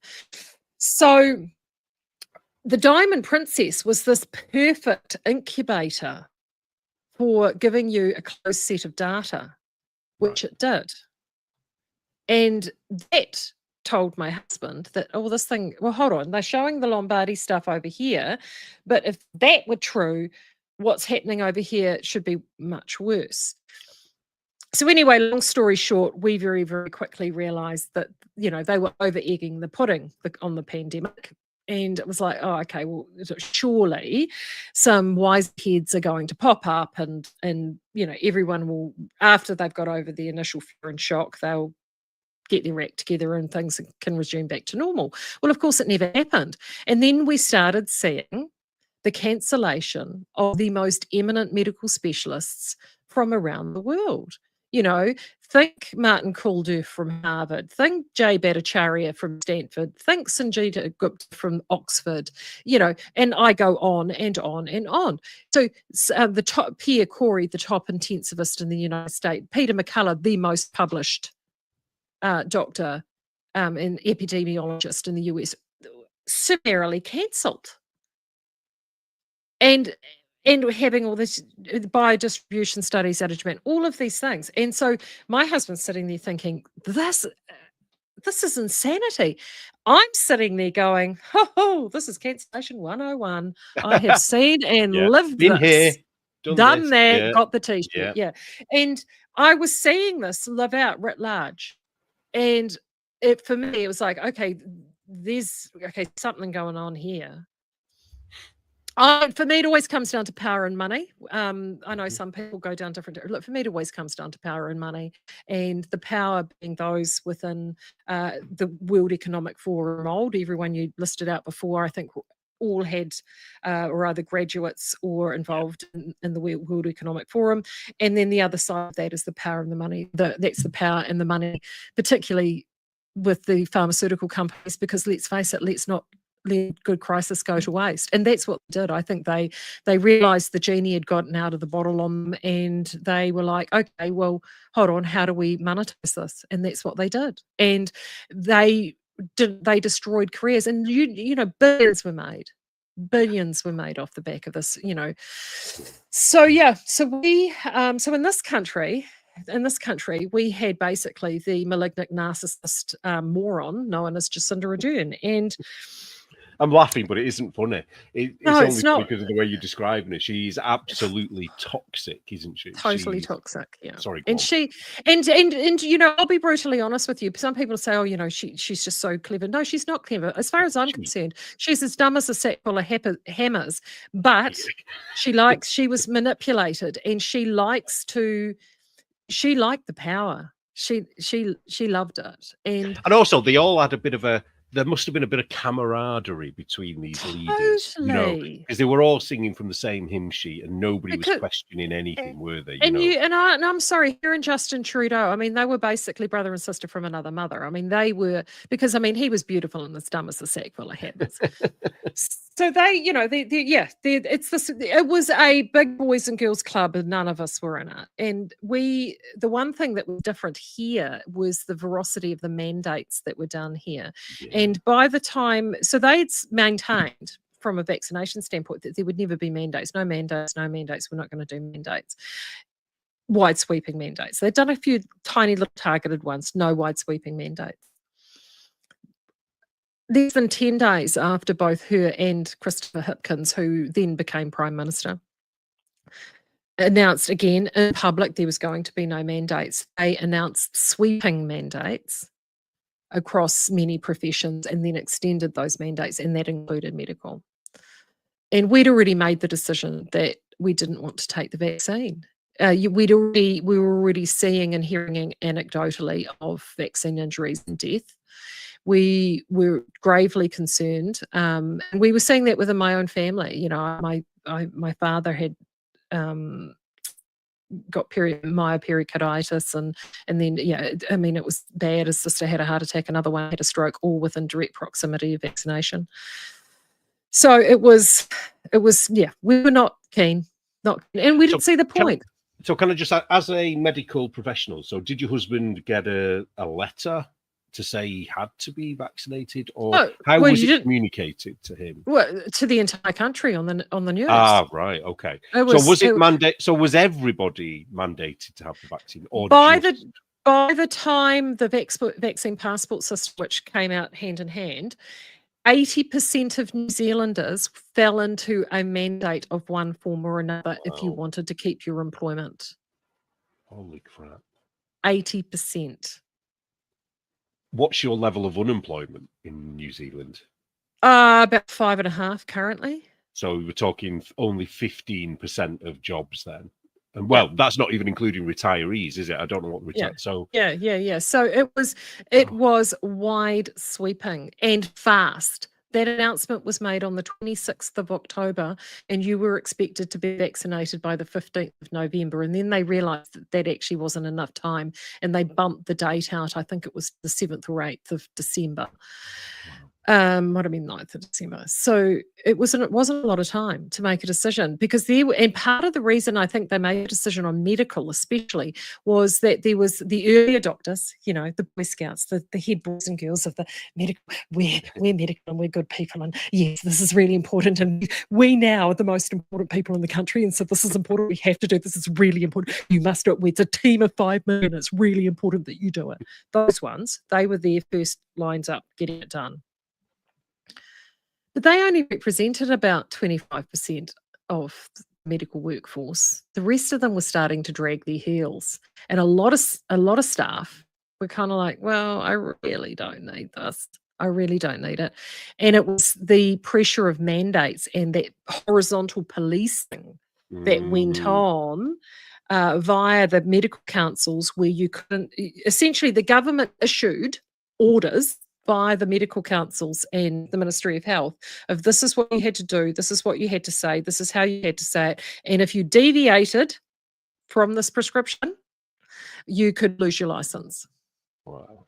And they were doing it. There were doctors that did stand up in the very early stages, and they were losing their. Like, one of them sent out a text message to all. He was a GP and recommending in pregnancy that if you're a pregnant woman, that you would to exercise caution. That's And all for he said. And for to that, exercise caution, he got hauled up, and it was.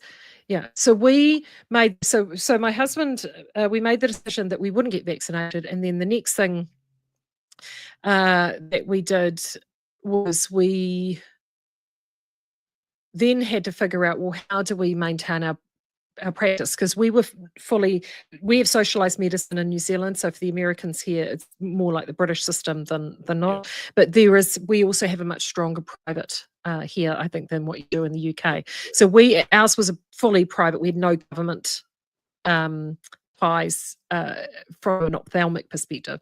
I did have a government contract for surgical because we had a little surgical centre. But it was a case of, well, how do we still see patients? And we were doing all the other we're not silly here. So we were making sure that all other safety protocols were being met, but as patients needed to be seen, and my husband was like, no, vaccination is not for him. So initially he just thought, well, I'm just going to keep working and ignore the mandate. That's what he did. Just keep working, ignore the mandate, and just keep working. And we only had a small period of time from when the mandate went in. In fact, it was 1 week until when we were due to break for summer break anyway. So we thought, oh, well, we'll just do that week and be done with it and make a decision over the summer of what we do. So we worked that final week, and which then earned us 2 $4,000 fines from the Ministry of Health for operating whilst unvaccinated. And did you pay? Did you have to pay it? Have you paid? Yeah. That? Oh, Neil, God, I've paid. Oh, you don't believe me. It's eye-watering amounts of money that we've paid between fines and legal fees. It's like multiple 6 figures, eye-watering. Anyway, I digress. What did we do next? I won't go into too much detail because it's listen to the interview that we did with Alistair Harding. All the detail is there. But primarily, we decided to test a piece of a legal concept in court. Well, legally test this concept. Yeah. We lost, but we thought we'd test it anyway. And the one thing that he did do is he deregistered from the New Zealand Medical Council, because they were just basically the medical version of the Gestapo, and no, nothing good was going to come of it. To be honest, that is the first. That was probably the best thing that we still to this day could have done.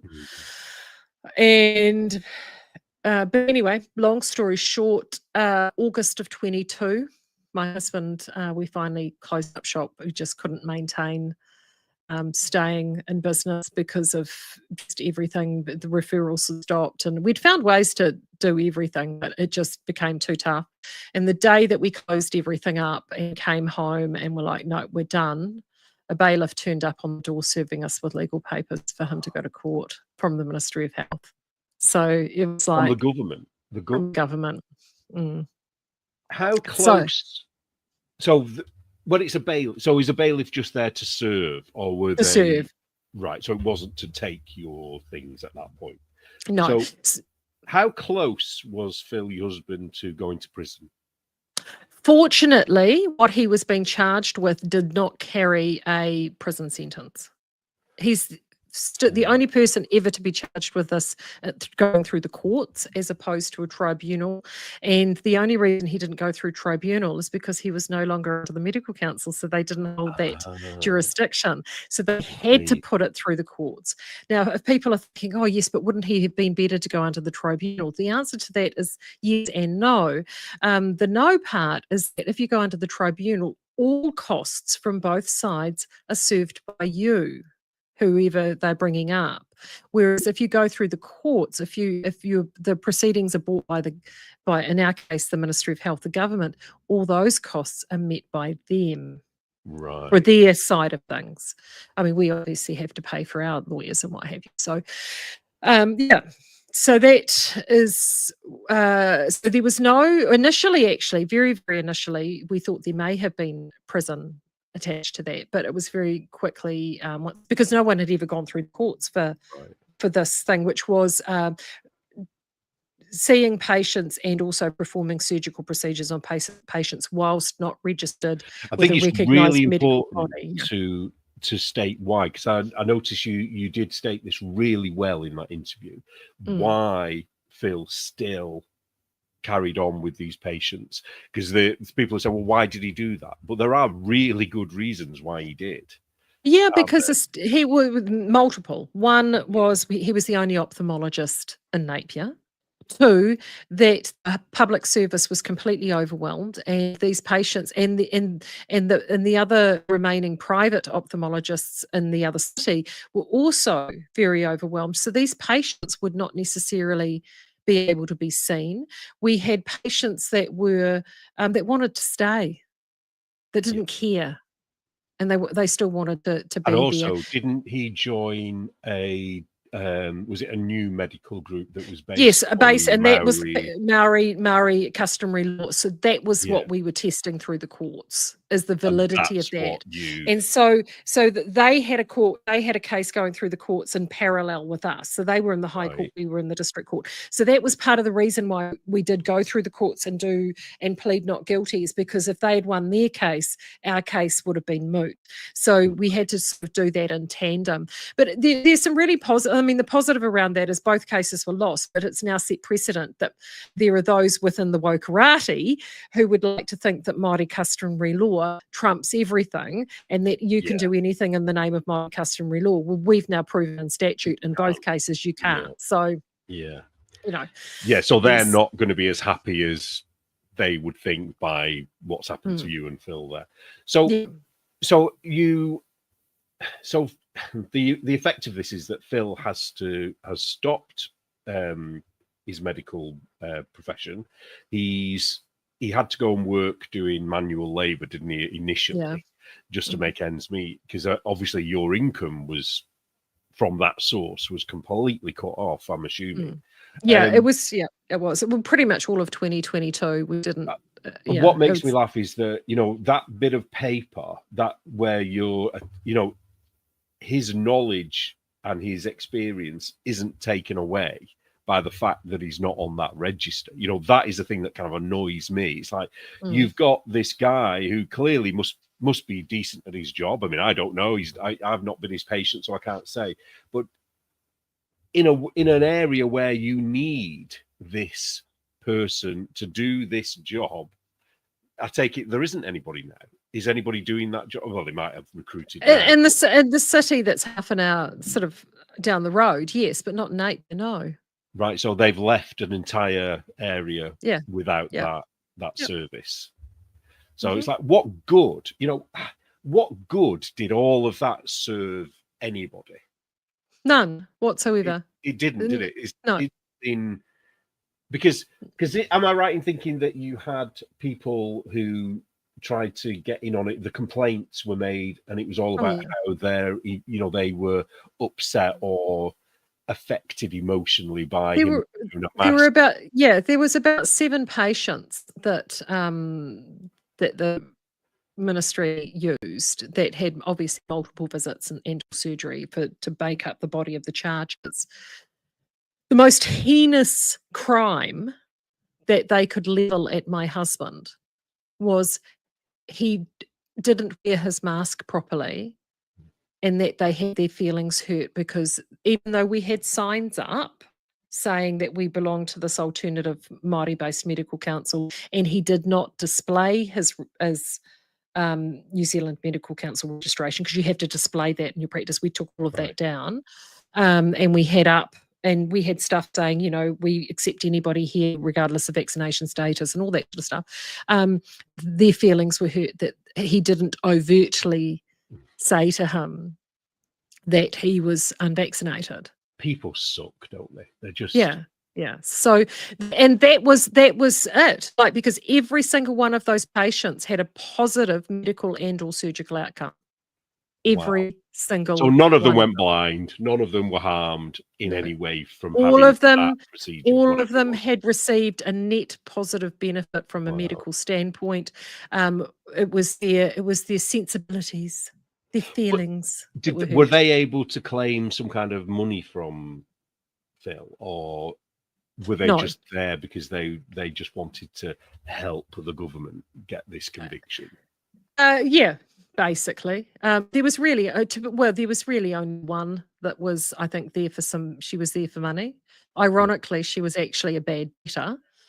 She was someone who owed us money. She didn't pay for the surgery. I mean, but anyway, she was really the only one. Wow. I think that was hoping to see some financial remuneration out of this process.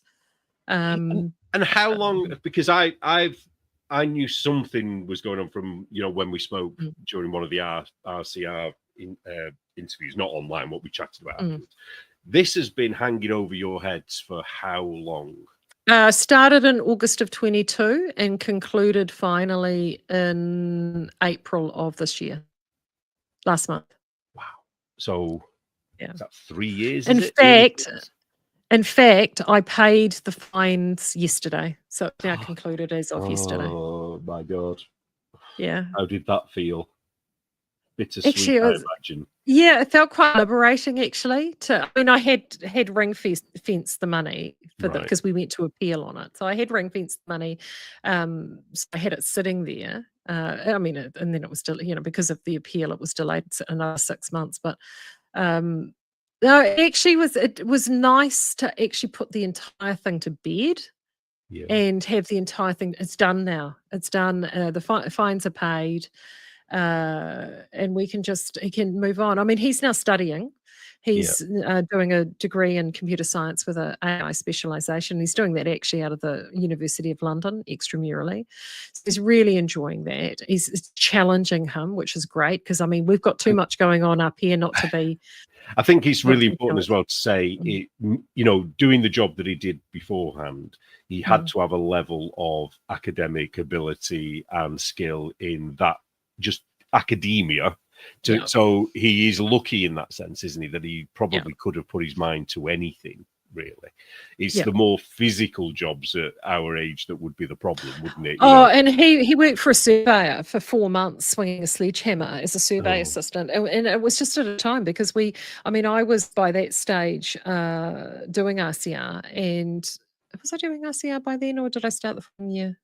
No, because I wasn't actually. I started the following year, and we needed it because I was only part time with Skeins, and I had the event, and we'd had no money out of the business for that entire previous year, so we were working off savings and other things. So was the medical business that was your main income, was it? Yes, it was our main income, and the business was broken into two halves. So we were really, the one thing is that we had created that, and we owned the building, land and buildings. So at the end of that year, we actually put the business on the market. So at the end of 2023, we sold the surgical half of the business, and were able to lease the building to another private medical entity. So that is now, because it was purpose built, like purpose renovated, so it's now been used back to what we designed it for, and actually a number of contracts that we used to do are now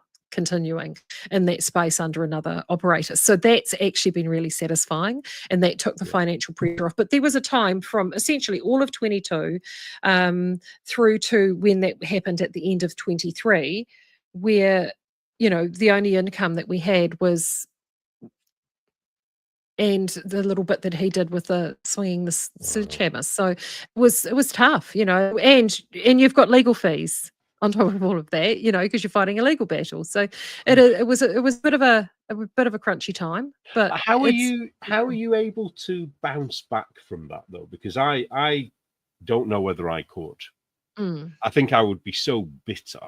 You know, obviously I know you personally have had all of these cancellation things, you know, I'm assuming Phil only ever experienced that by proxy through you, really, before this. So how are the pair of you, are you both able to move on from it, or has it kind of deeply affected either of you? He does have a deep disdain now for this country that he never had before.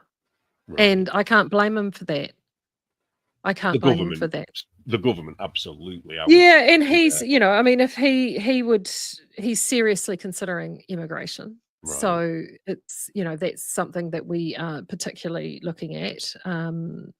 Would he ever would he ever go back into medicine in a different country? No, is that it? No, he'd never do it again. No, done. No, because he was so highly specialised that the longer you stay away from it, the harder it is to re-enter, and that it's been since August of 22. So that horse is now really bolted. So, and but things he's actually move fast, don't they, in medicine? Yeah, they do. But he's loving what he's doing now, and he's now got. I'm seeing a spark back in him now that he hasn't had for a long time. So he's now full throttle in what he's doing with his studies, and with a view for developing his own ideas and his own projects. So that's great. It's because it's good to see him have that excitement and spark back and being able to move forward. And for me, that's why RCR came along, was because for me at the right time, because up until that point I hadn't really spoken out much at all. Like after I'd had the big cancellations and stuff, I mean, if anyone watched the Skein scenario, I never talked about anything ever. Nobody had a clue, did they? Nobody knew anything. Because it did not exist in the Skeins world, because I knew that I had people that came into that space, and I probably won't talk about it on Sable Society either, that came into that space that wanted to have that space away from all of that. All they wanted to do was talk about yarn and knitting and projects and all of those things. And I think that's really important, because it's those spaces where people that have differing views can intersect. And I think we've lost the ability to do that, and we need to preserve those spaces for people to be able to recreate those connections that have been severed during this period of culture war and pandemic and what have you.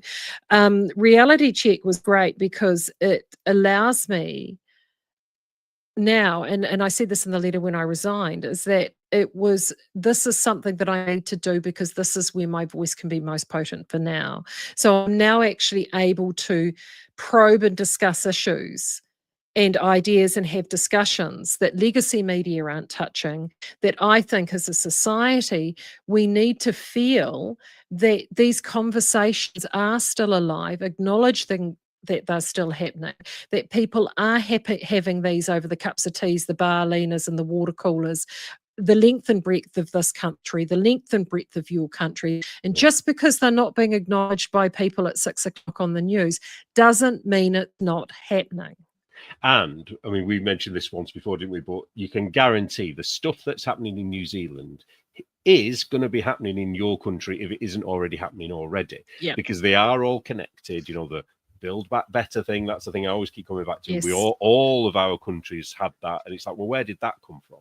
Yeah. So the things that, like, I've listened to a few of the of your interviews that you've done on RCR, and it's been eye-opening. And because the thing that I find really exciting about that is knowing you, you know, because I know you as the knitter skeins person, is like not realizing you're a clever cookie, aren't you? You know your stuff.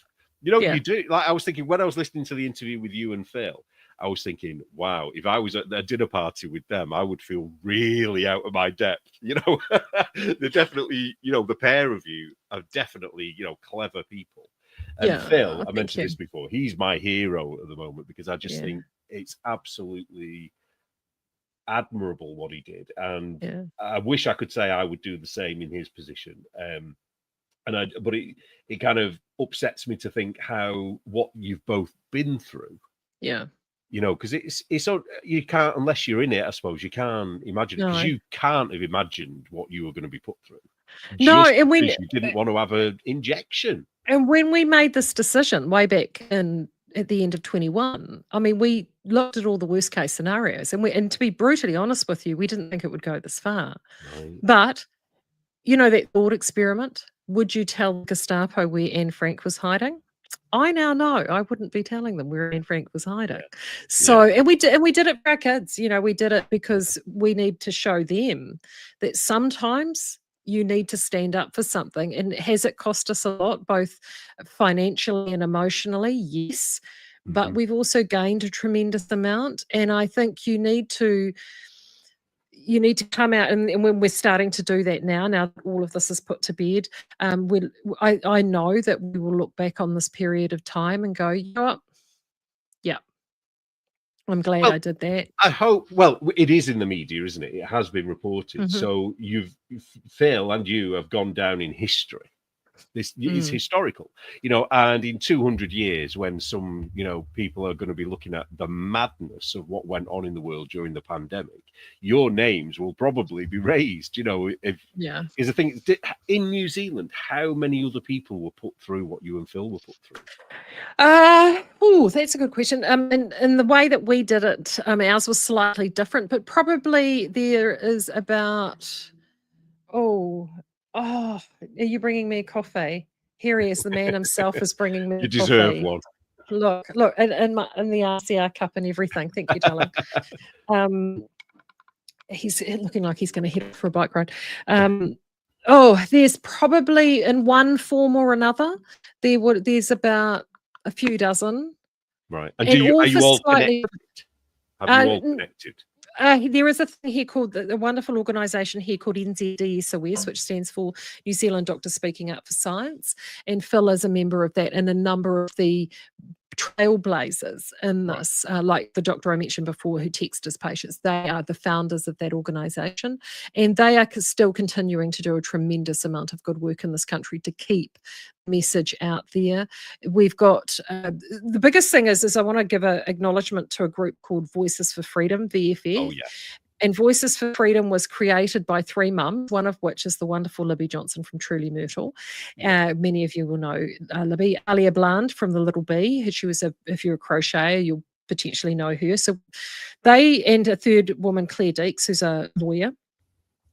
And they created a from the ground up groundswell organisation around what was going on with all of these COVID measures, to actually, for people that sort of spidey sense that this was just all bullshit, that there was a place for them to understand and congregate. And then once the mandates and all the legal restrictions started happening, because both Libby and Claire was a working lawyer, Libby trained as a lawyer, Alia had come from the education space. So they took all of those skills and have built the most incredible network, the length and breadth of this country. Hundreds of thousands of people are members of this network. They've got chapters from literally Kaitaia to Bluff to allow those people to come together and congregate and know that you're not barking mad. That there are others of you out there that have been questioning, that want to be able to live free and understand the importance of those sorts of values. And RCR was created out of Voices for Freedom. That the famous parliamentary occupation that happened here, whilst not organised by them, Voices for Freedom were very much involved in that and helping resource and mediate with authorities on that. And we're right now in the second part of the Second Royal Commission COVID inquiry, and the Claire and Alia, along with our lawyer Katie Ashby-Coppins, has just had a 2-day this week, 2 days with the commissioners. They produced, I was one of the proofreaders, they produced a 250-page report on the entire scope of the pandemic from our point of view. It is the most stunning document. It will be released to the public hopefully fairly soon. As a proofreader for it, it was really emotional. Let me know when that's available, because I would. Yeah, and it's got everything in there, including all the receipts of the studies, everything. So if you're somebody, and a lot of these, it doesn't matter where you are in the world because these are international. And just to give you an idea, with the commissioners, 2 days, they had local experts that came in on the first day. On the second day, we had Kevin McKernan, we had Peter McCullough, there was, who else? David Sharalambis, I don't know, he's English. He was the guy who studied all the nudge unit stuff over there for propaganda, all beamed in to give expert testimony to this inquiry this week. So it's huge. It's, I hope it will give them an insight to what was censored by both the government, Jacinda Ardern, and the media in this country to stop New Zealanders getting the full truth. And your media, I don't know the name of the channel now, but I managed to watch it online somehow. I can't remember now, but there was a documentary done about the Voices for Freedom group, and it was I don't know how to describe it. It was like I was watching Hitler. Fire and Fury? Is that the one? Oh, I think that, yeah. And they had this almost like Jaws music in the background, and your face was up on at one point. Stepping, yeah.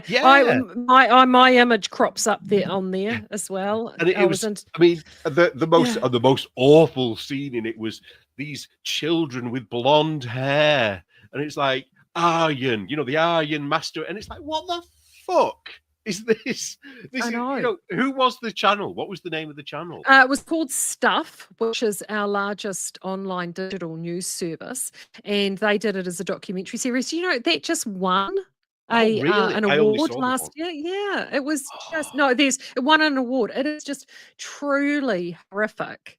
It was the worst piece of propaganda nonsense I've seen, and it's like, do people, I know they do. This is the scary thing. People obviously fall for that. Put a bit of scary music behind something and you can make anybody look like they're evil. You know what I mean? Yeah, without any evidence. Yeah, absolutely. Like, I can't even remember what the worst of it was, that, these people are saying don't get vaccinated. I think that was worse that they had to say. That sort of documentary, though, and all of these things around COVID, though, are all symptoms of the wider critical theory umbrella. Yeah. And of that critical theory umbrella, you have critical race theory, you have all of this DEI, and also too, as well now, in the gender ideology. And see, gender ideology is what I came to last in the piece. And actually, for me, it's the most pernicious of all of them. Yeah. Now that I've really got into it. And of course, that was tracking along quite healthily before COVID, and was probably the most thuggish of that activism. And it is now that we're heading out of the pandemic and they've had a lot of encouragement and enabling, both through political power and the like. You know, they've really come out now. I'm just so relieved that there have been, I mean, you talk about Phil being incredibly courageous.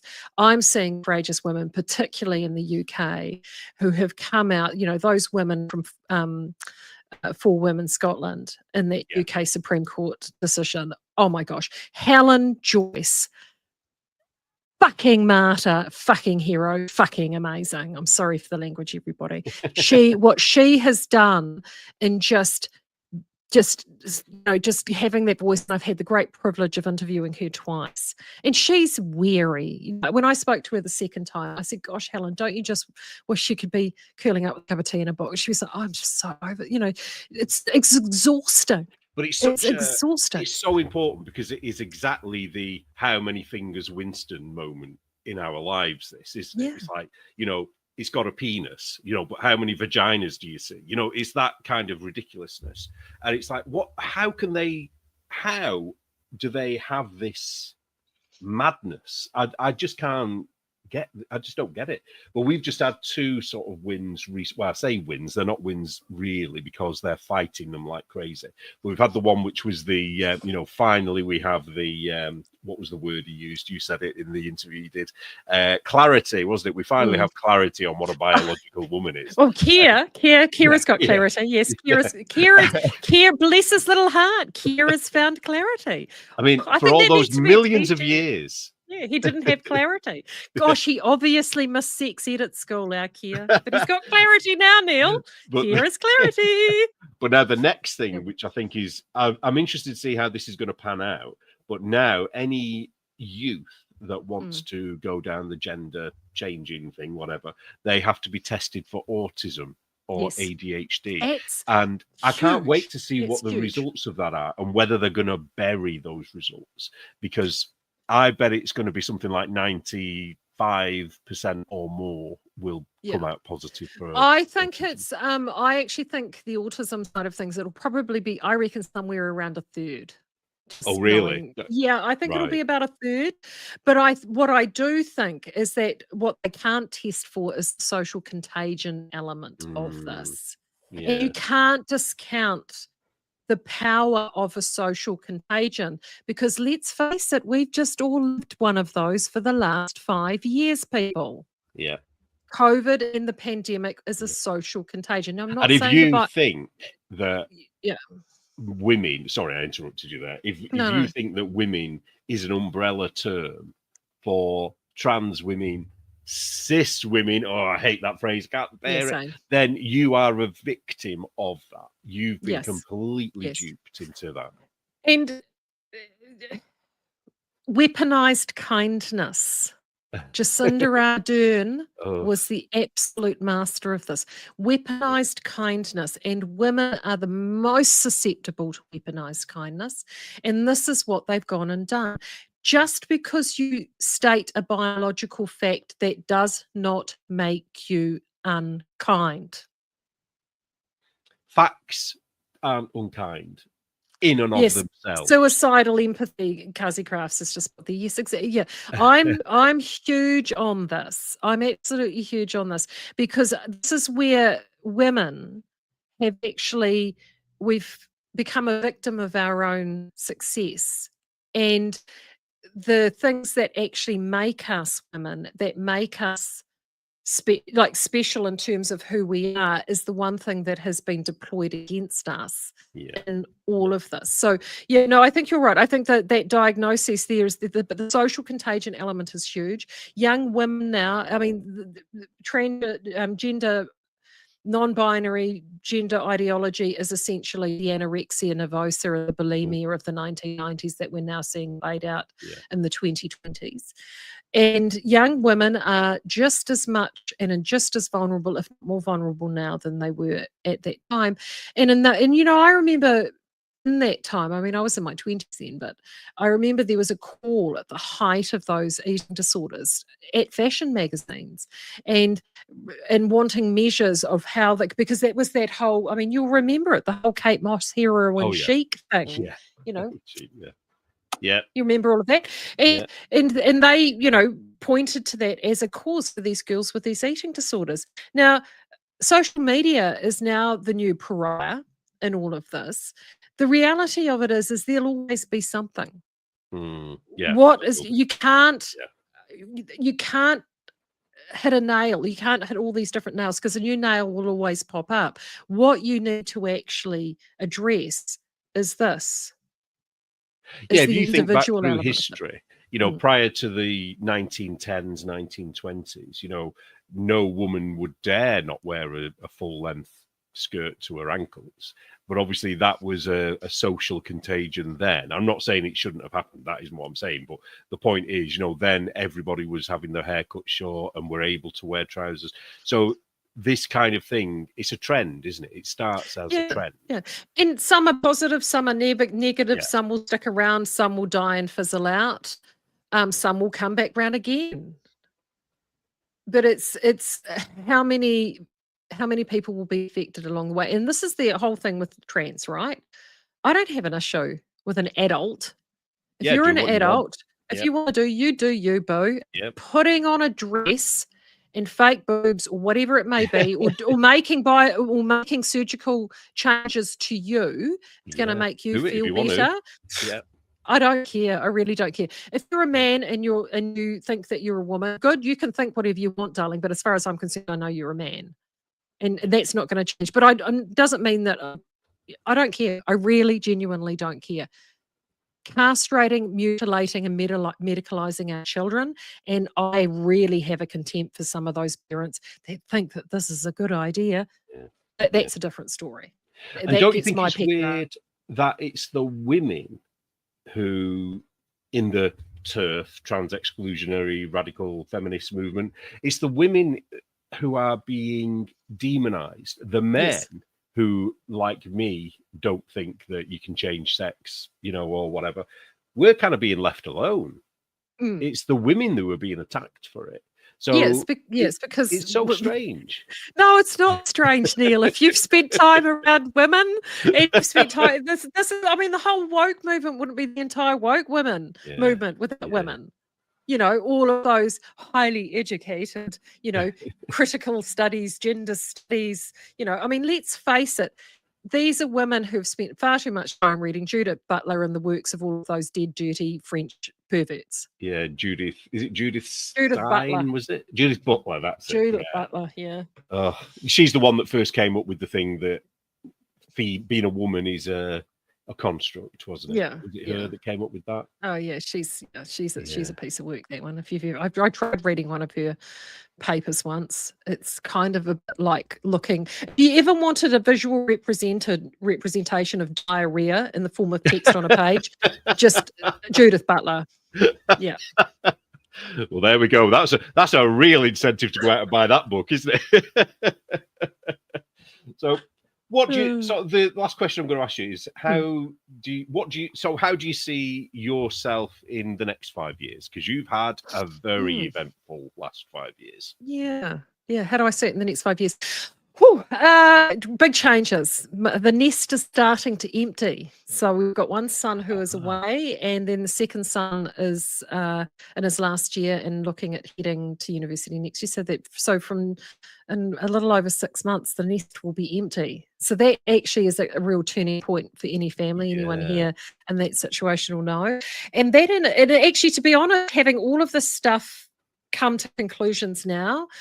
So I don't know. I really don't know. I'm happy to ride the RCR thing as long as I can. I'm loving it. As I said, they pay me money to talk to people. Would you ever do TV? I'm doing video now. So if you go into RCR, we do have video shows, and we moved to video this year. So depending on how we go, we are looking at more and more video content. And I'm about to go on tour, actually, for RCR. We're touring one of Alistair's documentaries on Managed Retreat, which is a really big deal here. So we've already had the opening weekend, but I was at Woolfest, so I couldn't go. But we've got Tauranga next week. I'm pretty much away most weekends between now and the end of July with that. So it's going to be a big couple of months. And and we're doing a lot of filming. So part of the reason I'm going with Alistair is that he's a filmmaker, so I'm going to be his sort of gaffer and all the rest of it, and I organise the tour. So we especially down the South Island. So we'll be doing a ton of filming and things while we're away. I don't know. I'm just from my perspective, I just want to ride the media thing for as long as they'll have me and as long as I enjoy it. I've got my knitting mojo back. That went on hiatus. Good. I know. Actually, I did bring a quick message from let's Sean. see. What are you working on? I showed you that, that was the first step. This is everything that's been knitted. Can we see each one? Let's have a look. Let's have a fashion show. So I've just been playing around with, actually it kind of started at the end of last year. I did, people may recognize that from the Skein stories. It's a cowl. I remember that one. So and then I've been doing lots of small things, and usually I do a garment every summer, and I didn't this last summer, and I just did a hitchhiker. That was it, and that's not a very me thing. So anyway, I'm back. So I've been playing around. First, did a series of slippers, and then I knitted that, and I knocked it out in 3 weeks, and it got me going. And so then I took my Harding Road hat and Harding Road cowl, and these free on Ravelry, by the way. These patterns, I don't charge for patterns; they're all free. So that's the cowl. And then it's a hat. I've made a slight modification to the hat to the pattern, but it's close enough. I've actually just made this bigger. And then I whipped up a little. I'll put these on. Helps if I put them on. Oh, you've got the whole set. So then I suddenly thought, oh, hold on. Yes, it's the right way. No, it's not, because I can't get it on. There we go. So I've just whipped up some mitts as well. So I did that. So whacked all of those out, and then I wanted to just play around, because all my stash Sable Society. Well, I'll explain what happened there if you go over there. So I then have knocked that one out, and then because I'm going on tour, and these are our corporate colours for RCR Media, I then knitted. I thought, I need a beanie to go on tour, so I knitted that for me, and then I had just keep that held up for 1 second. Anybody who's doing the Make Orange Great Again make along, that would be the perfect project, because it's more than 50% orange, isn't it? That would be perfect. Yeah, I would call that orange, even though you might call it yellow. I would say that's orange.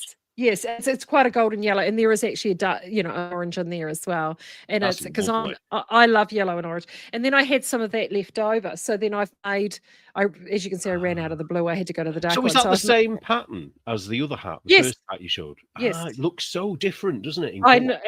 Yes. See, look, this is the difference that color makes. Wow. You know the ones with the mixed colours? You know what it almost reminds me of? You know the old 3D glasses that you used to have? Yes, those magic puzzles, the eye puzzle. Yeah.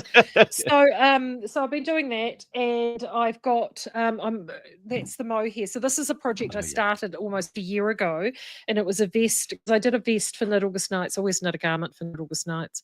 Did a vest which I out of stash, and I'm redoing it. So I'm literally I've decided to do that one in a V-neck. So I'm just finishing that off. So I'm in this, and I actually see if this is going to work. I'm just going to there you can see the big crochet blanket on my bed. Oh yeah, wow. Yes, yep. So I finished that. Wow, you really have got your mojo back. Oh yeah, I have done more in the first 3-4 months of this year than I did for all of last year, and it probably just shows what stress does to you, though, doesn't it? So obviously that was a stress underneath that just stopped you wanting to create. Oh my gosh, to have the creative impulse to do it is so much fun. So I showed you this before. So this is, and I know he won't listen to this, so I'm going to say this. So anyone that knows Ethan from Get Flocked, he hates the Love Note sweater. Hates it, with an absolute passion. Hates them. And I have to admit, it's a style for me, being a larger woman. It fits. It fits perfectly. Looks great. Does he hate the ranunculus as well? Yeah, oh yeah, hates that too. So anyway, but hates Love Note more. So of course I keep knitting them just to piss him off. So that's going to be another That'll Love be a Note. perfect love note. It's Yeah, going to be a great Love absolutely. Note. So that's next. And then I've got this. I've been playing around because, of course, all these different yarns that I'm getting from different suppliers. And this was one that got sent, and I've just pulled it out because I wanted to swatch it. Yeah. This is one that's Japanese, and it's alpaca predominant with a little bit of acrylic to give it a bit of a heathered look. Do the So Japanese ones have the same kind of grams and meterage that we recognise, or are they always a little bit different? It can be a little. I'm going to have to do a wraps per inch on this one. Right. Because they don't give me that detail. Yeah, they're very frugal, aren't they, within their instructions and things? Yeah.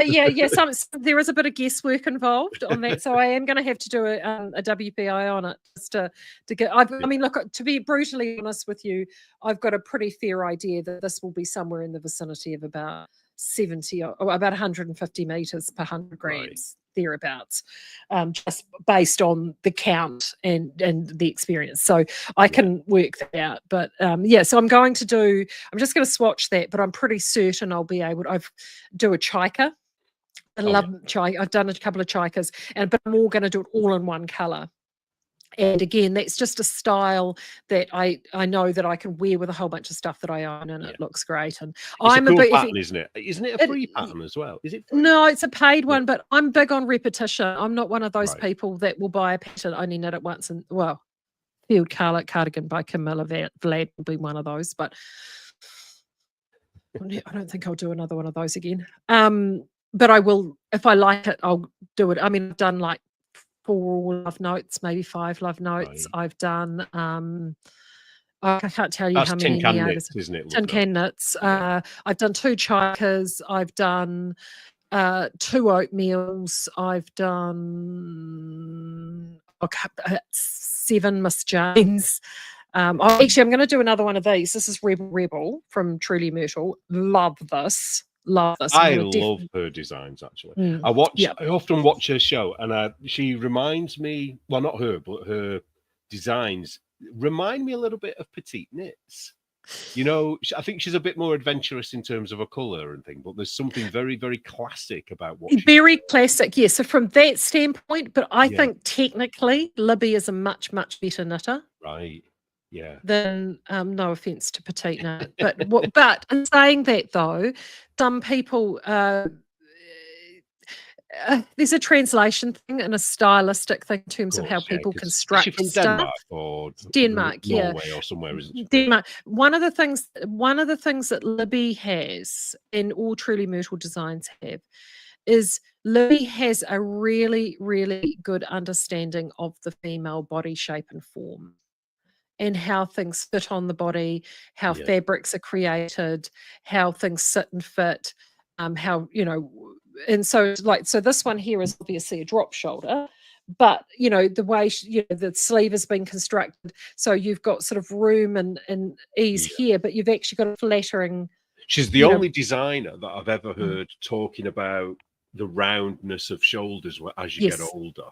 And it's like she's clearly studied form, hasn't she? People's bodies. Absolutely. And her and I are very close friends, and we're both exactly the same age. So we talk about this a lot. She's doing a class for me at Knit Was Nice this year called Bust Boost, because any woman here will know it's amazing how the girls change over time, and how they fit and how things fit, and how you can and also too, you feel very few of us have complete body confidence all throughout our lives and years. And so she has a variety of designs that there will always be something there that will make you feel good and have you looking really good.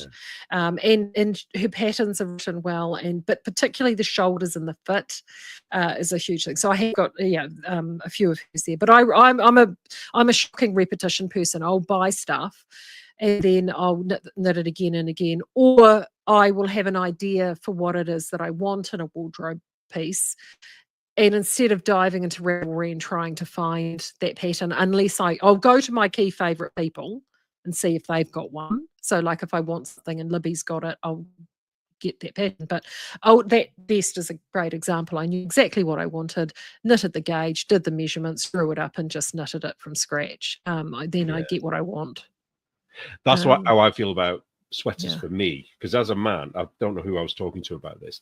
I'm just looking for the perfect sweater pattern. Yeah. I'll just end up knitting over and over again in different colors and maybe applying a few little patterns here, there, and everywhere, maybe. But I don't really want anything like out of this world, which I think a lot of women are looking for. You're looking for something different, aren't you, all the time? But most men aren't. I think that's why there aren't that many male patterns out there. Yeah. Because men just aren't, they don't want these, what's she called, who does the, did you see on Craftsnar called Bit Cheating Crackers, the sweater where she's literally like got her arms pinned by her side because the arm gusset thing goes right down to her waist. Oh, for goodness sakes. It doesn't look good. It looks like she's wearing a bell. See, it's funny. See, I've knitted oh God, not Nanook. It's Nanilchik from Caitlin Hunter, which is that swan show. And when I knitted that, I was a bit worried that it was going to be like T-Rex. Yeah. And does it give you more room than you think? Yes. Right. And surprisingly flattering. And easy to wear. I've only ever knitted one of those. I would happily knit another one of those. I'm interested to know what you think of this one then, because I don't know what the name. I can't think what the name of the pattern is now. But it's of colour work, obviously, and because I think just the way it's styled in this particular picture makes it look horrendous. But if you know that design works, it would be interesting to see whether you think that particular one would work or not, because you'd probably have a better idea, wouldn't you, having done one. Well, not the same one, but yeah.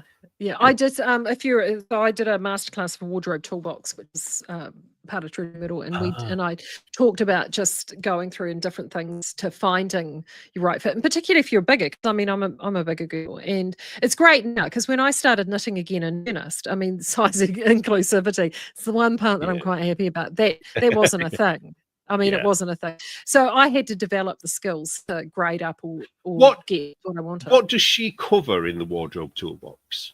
Because I'm intrigued. So much. I mean, what you can tell me that is, because obviously it's a paid for thing. First and foremost, it's a community. So it's a really great community. You get a free pattern. Is it every month? See, I have a complimentary membership, so because I do masterclasses, but there's free patterns that come out because it's 6 monthly, and I think it's either every month or 3 major ones are called so you get patterns. But more than that, they will do knit-alongs with the patterns, cover troubleshooting, great masterclasses every month. That's what I like. And within that, she helps people tailor it to their exact size. Absolutely, and lots of it's, as I said, community first and foremost. So lots of webinars, regular chats and webinars. So you are not alone. Like if you're really wanting to upskill what you're doing, you're not alone. There'll be some, they will walk you there every step of the way. Sometimes she actually goes off into sewing and sewing wardrobes. They have different challenges. The community, people will jump in and out. So if you're part of the community, you then get access, I think, of previous seasons as well. It's just the most incredible resource repository. I've done 3 masterclasses now, and I enjoy it. I really enjoy And is it all women?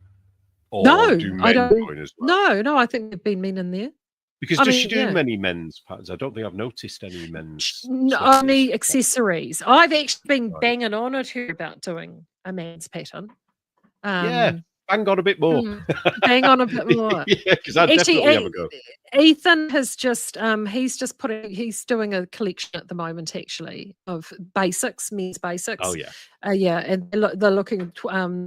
I like his attitude towards this. I like the fact that he likes his pieced pieces, doesn't he? Is that the right way to say it? I don't think. I mean, I'm sure he does do top-down things, but he does like a seam, doesn't he? He likes yes, absolutely. He likes a setting sleeve and things like that, and I like that myself. Yeah, and he's somebody too. Like he has had a long journey in terms of his body. Like he's very tall. If people don't know, he's actually built a bit like Stephen West. They were both ex-dancers. So they've sort of this tall, and he was when he was a sort of, when I first met him, tall, very lithe. And he's now been doing a lot of strength conditioning over the last sort of 5 or 6 years, more than that actually. And he's now gone from this very lithe dancing physique to a more athletic, muscled physique. And of course, there are subtle changes in that in terms of fit and all of those sorts of things. So that's why he's very attuned to design, structure, very male place that they will approach design as they approach it from a very engineering, how it's construction, and he very much does that. And he's not afraid to push boundaries in terms of space and time and fit and where things are at. And and his patterns are very, very well written. And he's doing a huge amount of work. And he's a bit the same too. He's now got a bit more space to do a bit more design and get that stuff out there. And he's New Zealand's got a lot of talented knitters, haven't they? And, but of course you do, because you've got all the sheep. Well, not as many as we used to have. They've just launched a Save the Sheep campaign. In fact, I think we've got an interview on RCR about that last week. Because our flock numbers are being decimated, and all by the climate cult. Shocker, who knew? And hasn't there been a few, I don't know, I think this is worldwide, not necessarily New Zealand, but haven't there been a few sheep that have entered the endangered list? Like very rare breeds that are now. Yeah, quite possibly. We do have actually some subbreeds in merino down here. I don't think they're endangered, but there's not a lot of them. Arapawa being probably one of the better known ones. Hokanui is another. So I know there's a British one that is now on, or was on the list. I think it might have just come out of it. I'm not sure. But anyway, Maree, thank you very much for joining me today. And I'm so sorry about yesterday. I don't know what was happening yesterday. I really don't. I'm just trying to think. So people can find you. We've got your Sable Society link at the bottom there. And knitorgustnights.co.nz is the website for the event. So if you are you can, if you're in this part of the world, or you're going to be in this part of the world at the end of August, do feel free to register. Registrations are still open, and there are still some classes available. So check that out. And and Sable Society is where I just basically jump on board and blather. Yeah, we love that though, don't we? Yeah. So, Maree Buscke. You've been blocked.